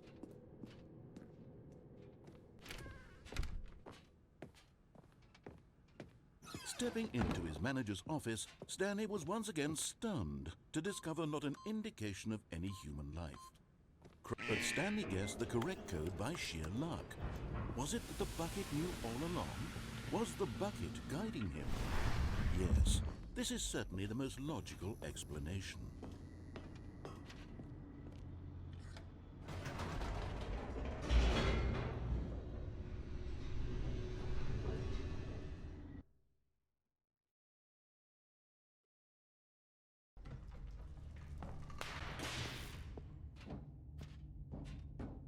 Stanley and the bucket walked straight ahead through the large door Nope. that read, Mind Control for...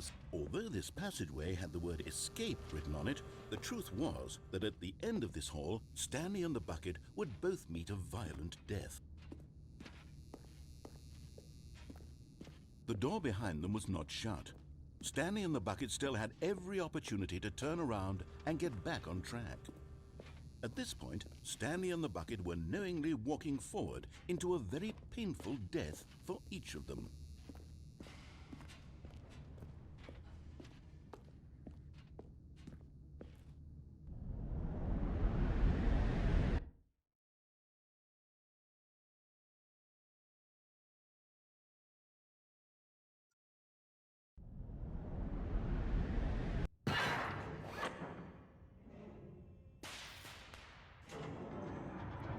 I'm in a bucket, holding a bucket.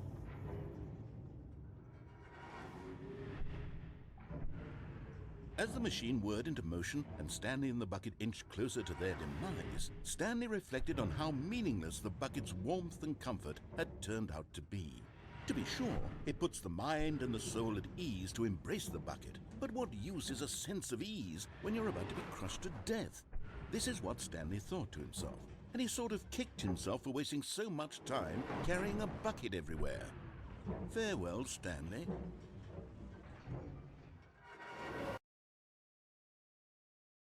Farewell, Stanley, cried the narrator, as Stanley and the bucket were led helplessly into the enormous metal jaws. In a single visceral instant, the bucket's life came to an end as it was crushed violently to death.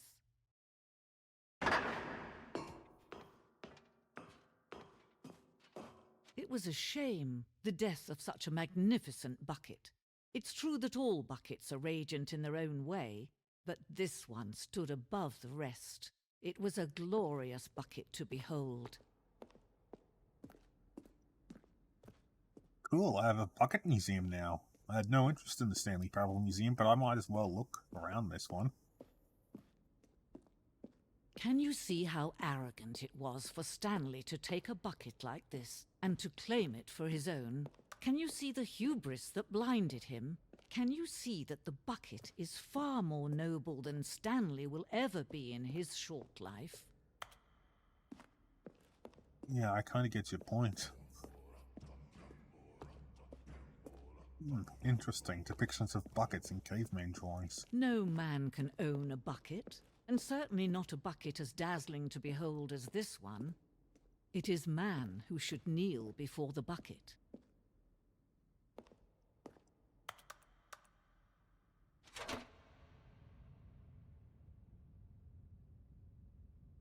But there is something we can do. Something we can do together, you and I, that will right this terrible wrong. Let Stanley die. Let him be crushed by the machine. Don't reset the game. Don't give him another opportunity to run off with another beautiful bucket. We can save the world's buckets from their treatment as tools and implements if only we let Stanley die together. The bucket shall take its place as ruler, as leader, as commander of a new world, a new vision for... Okay.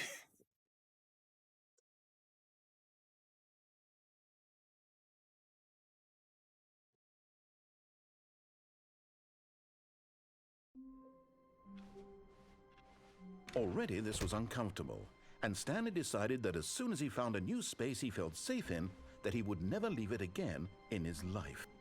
The good old bucket.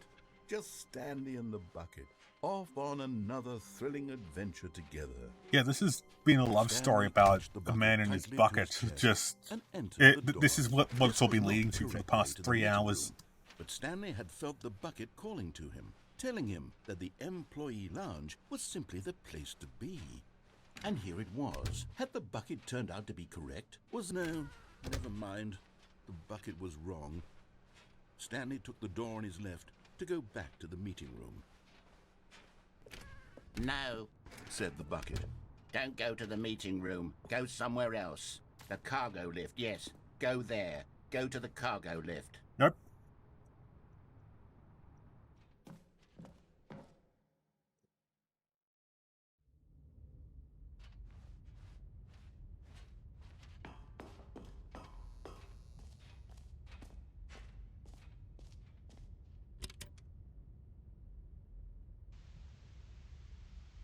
Okay, this is day number 295. Tape number... I don't even know. I've lost track. Nothing feels real anymore. The longer I study this bucket, the less sense anything makes. The sheer euphoria I feel every time I pick it up. No matter how many times I've done it, it's always the same feeling. And the emptiness in my chest when I set it down. It doesn't make sense. There's no explanation for it. I still haven't figured out why I see the world so differently when this bucket is in my arms. Why everything feels so... What do I do with this treasure? I can monetize it. Yes. It's unthinkable the amounts of money people will pay for even just an hour with the bucket. I'm gonna go. This The next is my thing I'm gonna do golden is gonna ticket. be something But I without have the to be bucket. careful, This is a bit because creepy. As soon as this gets out, there's going to be a target on my back. Even now, I don't know who might be trying to get... What's that? Who's there? Camporata.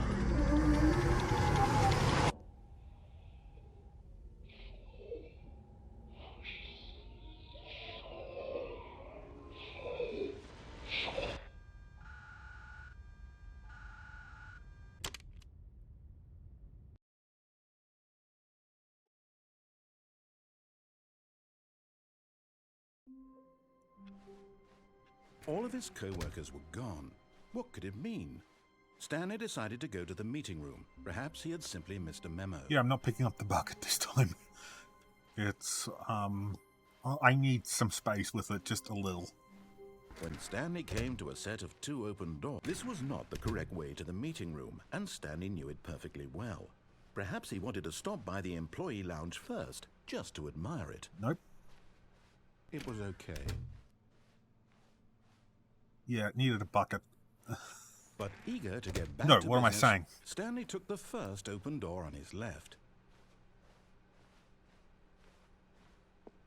Stanley was so bad at following directions, it's incredible he wasn't fired years ago. Perhaps I need a bucket. No, okay. Look, Stanley, I think I've perhaps got to we've stop gotten making off on bucket the wrong jokes. foot here. I'm not your enemy, really, I'm not. I realize that investing your trust in someone else can be difficult, but the fact is that the story has been about nothing but you all this time. What? Really? I was in the middle of something. Do you have zero consideration for others? Are you that convinced that I want something bad to happen to you? Why, I don't know how to convince you of this, but I really do want to help you, to show you something beautiful. Ooh, open door. Let me prove it.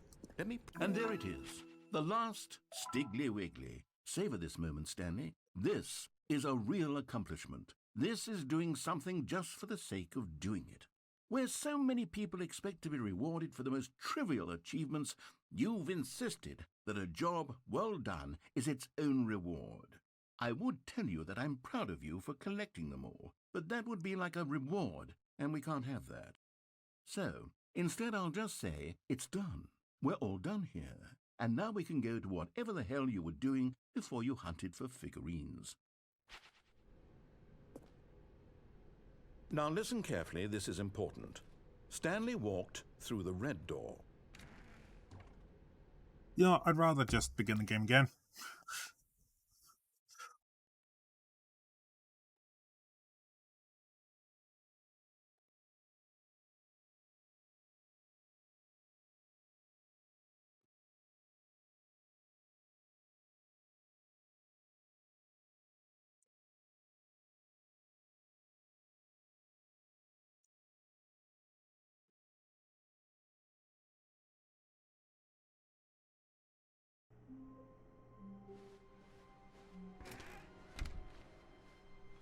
What? Stanley, I'm sorry, but I have to put a pause on things. It's those figurines, those figglers. I haven't stopped thinking about them since you nabbed every last one. Wasn't it just the most intrinsically fulfilling moment of your entire life? But I need the Didn't bucket. it fill you to the brim with inner richness? Yes, I know we're supposed to be telling a story, but won't you please indulge me with one more trip back to the memory zone? I would love nothing more than to revisit the figurines. Just one more time.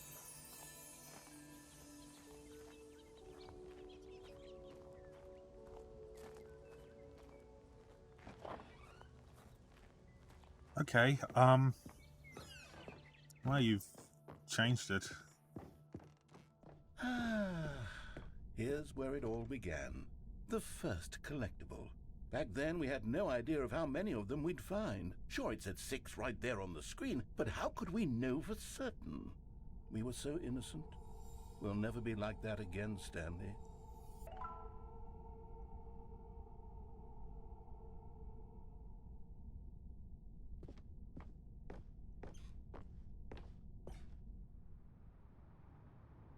And here was a second Stanley. You found this one all on your own, just by poking around in the warehouse. You did that, Stanley. I'll be honest. Back then I had no faith in you to find any of them, let alone 6. But you continue to surprise me in all sorts of mundane, unremarkable ways.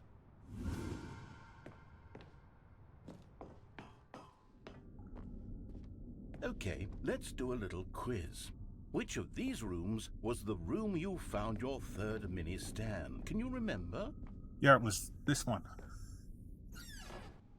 Hey, that's exactly right. It was here in the boss's bathroom. It was the third one. You picked it up, and then after that, you had 3 of them. I'm glad these moments are so crystal clear in your memory, but I shouldn't be surprised. After all, science tells us that it's impossible to forget your third time doing anything. I guess. I don't remember what my third video is. What came next? Oh yes, we found a Figley in this pink room. No, we Oh, didn't. well, I can't actually say I remember being in this room, but it's here in the memory zone, so it must have happened.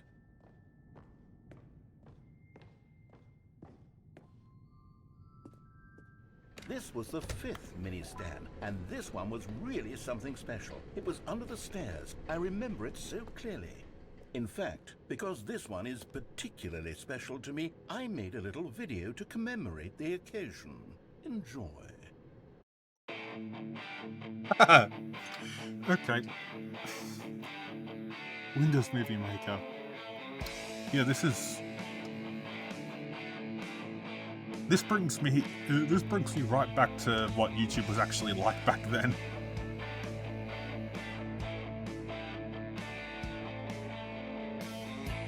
Like back in 2010, I guess.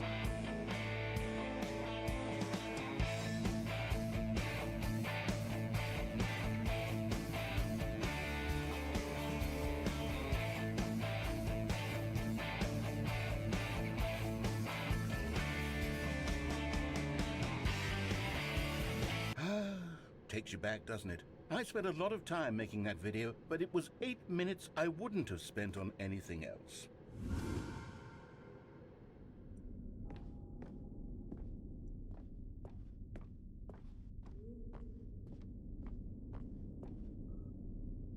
And then, Stanley, we came to the last collectible, the final figurine, right here by the red and blue doors. This memory is the most distinct and clear in my mind, perhaps because it was the one that happened more recently than all the others. Who can truly say how the mind works? All I know is that this is the moment where you picked up a Figley and I thought to myself, yes, that's all of them. They're all collected. It was a moment unlike any other, except for the other moments picking up figurines, which it was exactly like. Oh, cool. Both the red and blue door lead to this.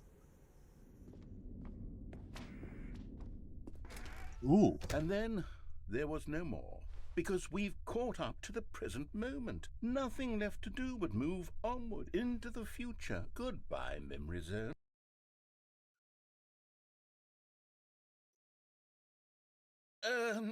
No, I'm not done. I'm not ready to move on. Stop the loading screen. Isn't there some way we can stay here, keep enjoying these figurines? Let's just go backwards. We'll do the Memory Zone again from the opposite direction. See how that feels. Oh, come on.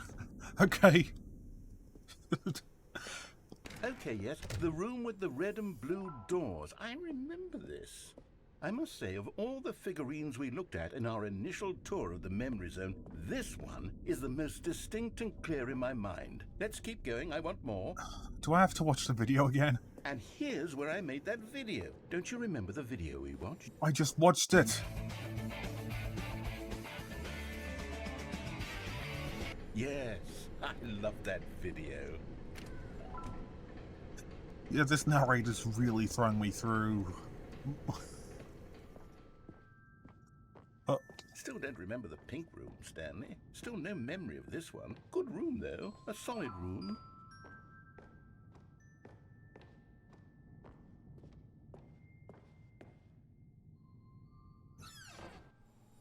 These really were a treat to hunt down. You know, if there had been any kind of reward for finding all of these, it really would have neutered the intrinsic joy of collecting them. No, instead I have a glad punishment we for collecting all of them. resisted the temptation.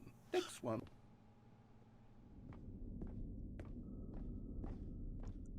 What happens if I go to the other direction?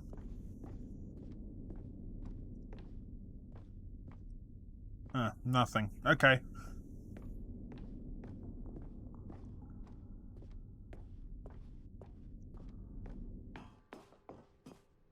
This was our second Figley. Don't you remember? Yes, I remember it too. The past is truly a wonderful thing. Why does anyone ever choose to leave it? Keep going.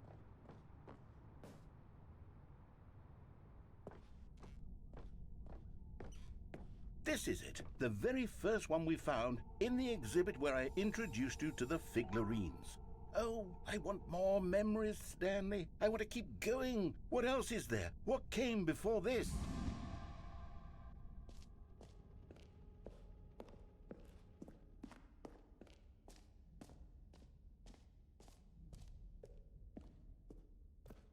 Look, it's the terrible new content that we were originally sold on.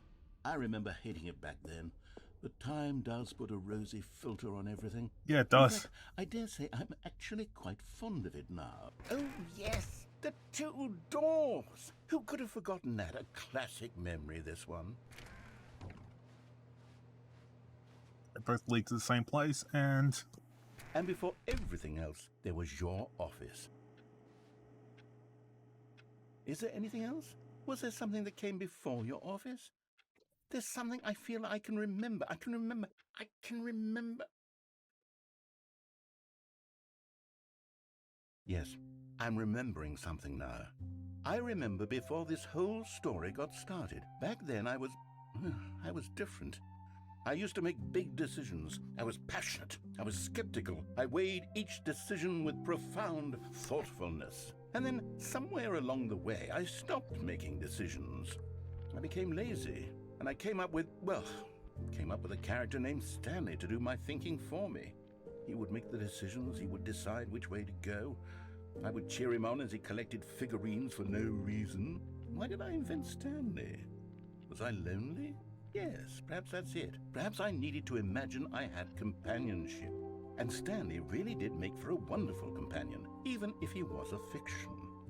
But I suppose it's grown old. I want to think for myself again. I want to go back to how it used to be. Yes, I can be on my I've never own seen this again. content, I but can do I it. actually I'll do be stronger like this time. I'll take care of myself. this as like I a don't need Stanley canonical anymore. ending. Oh, but he truly was so much fun to play with. You know what? Since we're in the memory zone, how about one more good memory? Let's go back just once and give Stanley one more run of the office, and then I'll retire him for good. I did enjoy telling his story so very much. Okay, here we go. This is the story of a man named Stanley.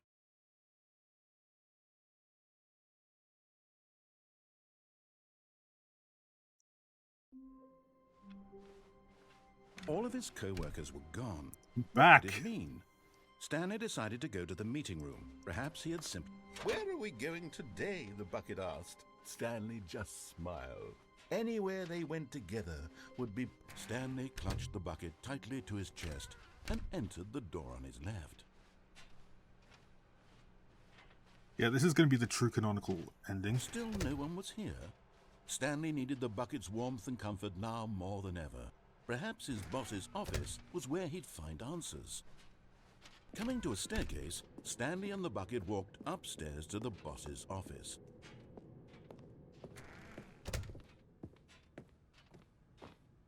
Stepping into his manager's office, Stanley was once again stunned to discover not an indication of any human life. But Stanley guessed the correct code by sheer luck. Was it that the bucket knew all along? Was the bucket guiding him? Yes, this is certainly the most logical explanation.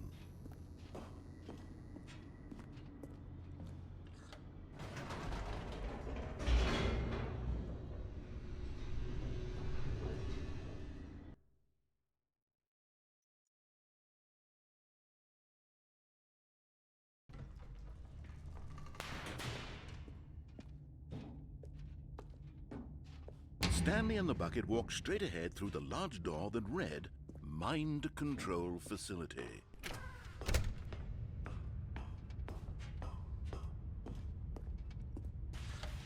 The lights rose on an enormous room packed with television screens. What horrible secret did this place hold? Stanley and the bucket both wondered to themselves.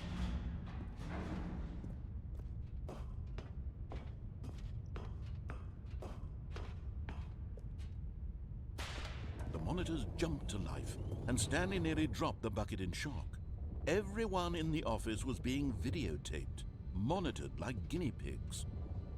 The bucket had never seen anything like this, and it very nearly burst into tears as Stanley cradled it gently, reassuring it that everything would be fine.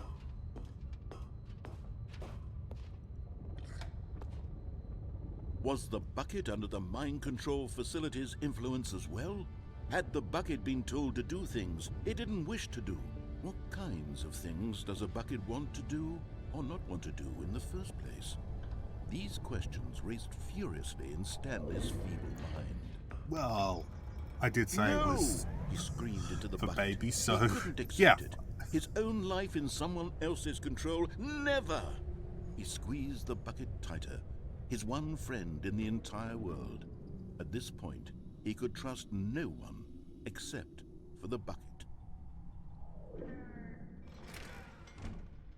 But here was the proof. the heart of the operation. Controls labeled with emotions, happy or sad or content. Walking, eating, working, all of it monitored and commanded from this very place. And as the cold reality of his past began to sink in, Stanley decided that this machinery would never again exert its terrible power over another human life. Yeah. Okay.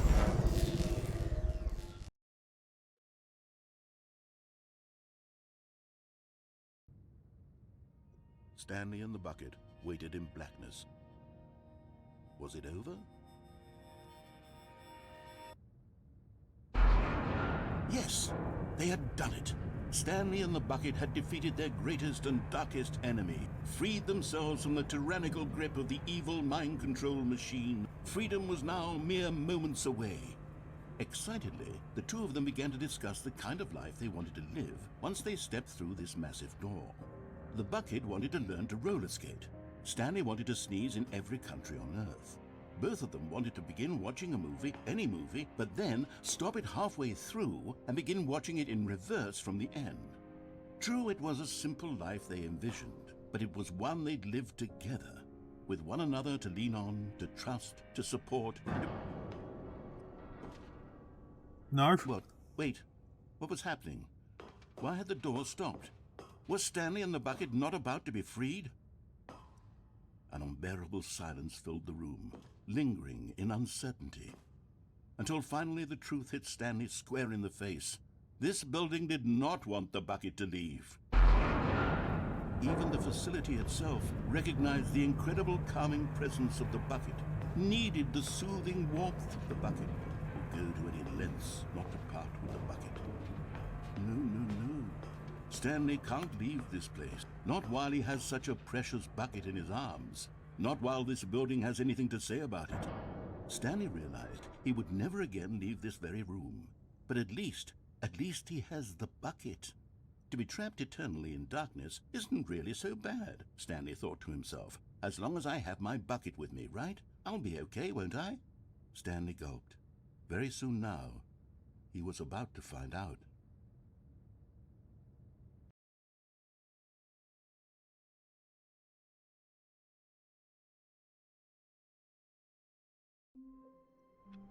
Yeah, I think I've exhausted most of the endings. All of his co-workers were gone.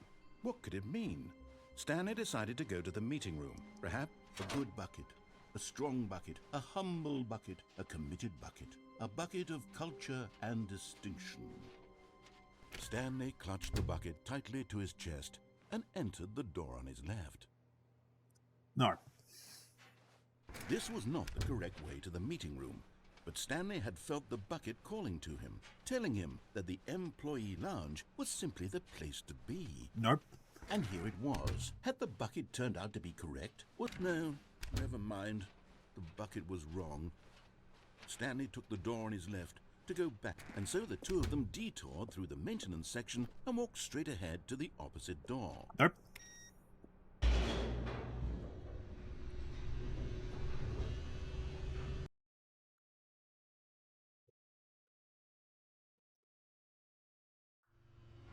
Oh, good Stanley. I'm glad you found your way here. I knew you'd find this place eventually. You see, your friends and I are concerned for you, Stanley. We've come together here because we care about you very much. It's this bucket you're carrying around everywhere.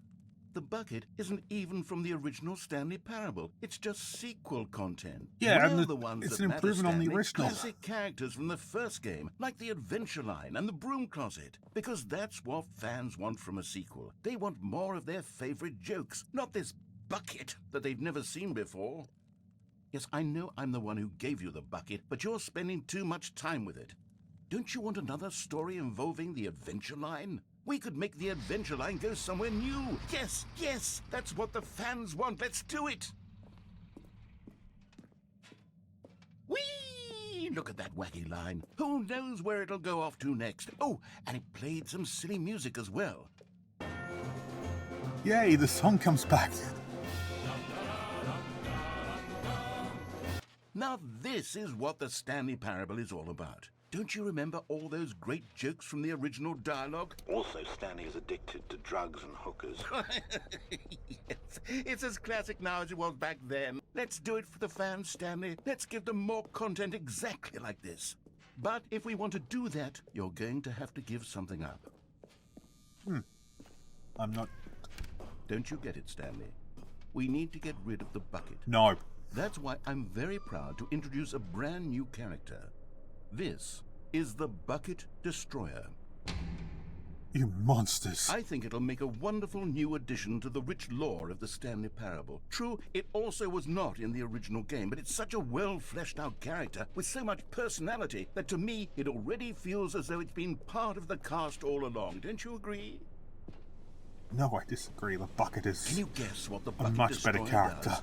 Surely you don't need me to spell it out for you. Go ahead now, Stanley. Say goodbye to the bucket, and then pop it into the machine when you're ready. No. I want to turn this Now off and listen to me. sabotage it. It's crucial that you give it the bucket. I don't know what the Bucket Destroyer will do if it can't destroy your bucket. Destroying buckets is all it knows. That is its singular personality trait. Sure, I can hear you saying, how does a character with only one personality trait deserve to join the pantheon of beloved Stanley Parable characters? Exactly. Well, you see, if you were to really explore the Bucket Destroyer, you would see that its desire to crush buckets is so densely loaded with complexity and nuance that it's really like 10 personality traits. What other object in this game can you even say that about? The bucket? Broom closet? Certainly not. I wonder what sort of Bucket Destroyer merchandise the fans will be clamoring for after this. Okay, the Bucket Destroyer is getting very upset now. You'll have to hurry and feed it. We can't get back to the classic Stanley Parable characters like the Adventure Line or the Bucket Destroyer until you crush that damn bucket. Quickly now, the fans are waiting. Do it, the fans, Stanley. Give Nope. the fans what they want. Hurry and crush.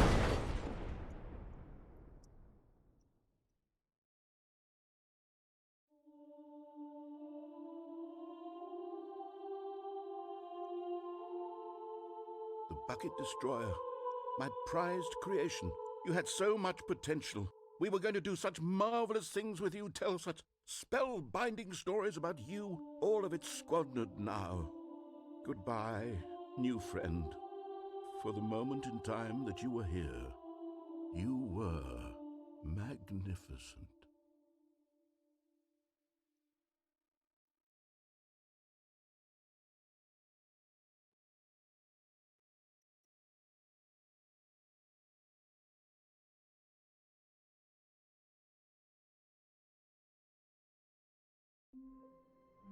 Oh, we actually are now at the last ending. All of his co-workers were gone.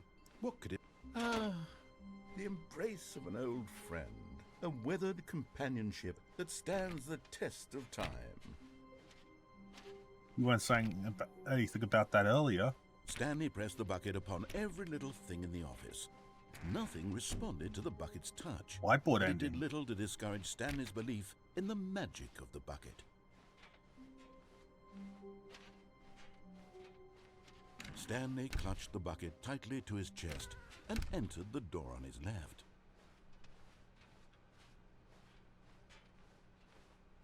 Still no one was here. Stanley needed the bucket's warmth and comfort now more than ever. Perhaps his boss's office was where he'd... Coming to a staircase, Stanley and the bucket walked upstairs to the boss's office.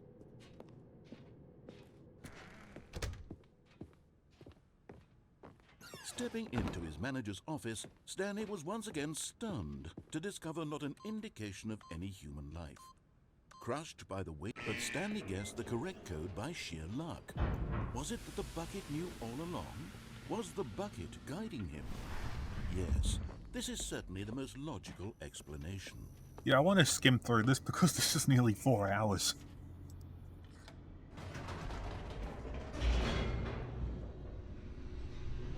And while the Stanley Parable is one of those games which you could play for that long, I'm not sure if I'm that kind of content creator yet. Wait, Stanley said to the bucket. Can we go back up? When I was pressing those keypad buttons, there was something very intriguing about the number 3. I want to go back so I can try pressing the number 3 again. The bucket said nothing.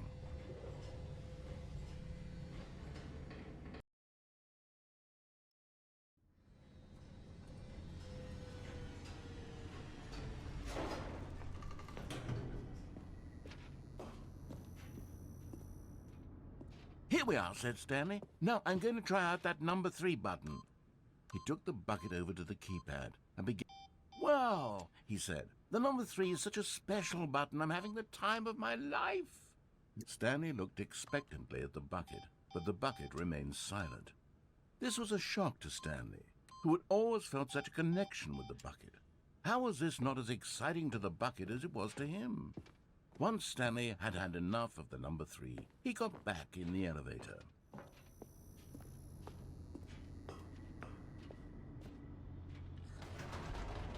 Perhaps the bucket had missed something. Perhaps it had not seen how much joy Stanley got from slamming the number 3 repeatedly.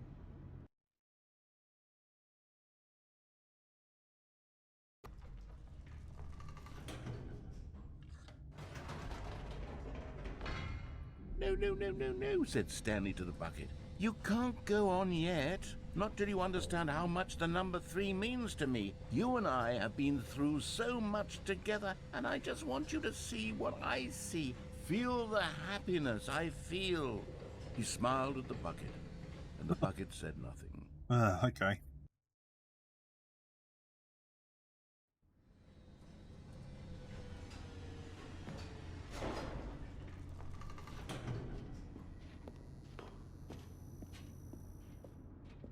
Here we go, said Stanley. This time I'll really show you. Right. He ran to the number 3 and began to wail on it like a musician on a beloved instrument, weaving a concerto of truth and passion. He wielded the number 3 like a fine artist would wield a paintbrush. He told stories through the number 3, stories of his dreams and hopes and fear. And the whole time, he looked to his bucket for a reaction of some kind. Anything to let him know that the bucket appreciated what he was doing. Well, 333333333333333 is my credit card number, so By a wave of dejection, Stanley returned to the elevator.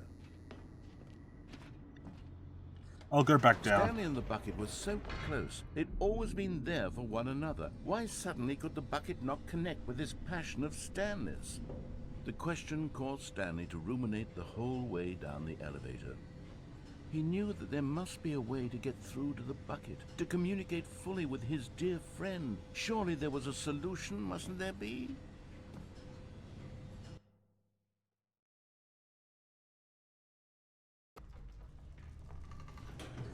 I'm going up.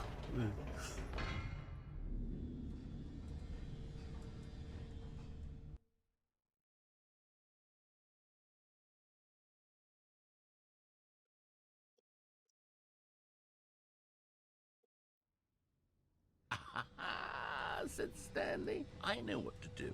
I know how to fully express this feeling in my heart.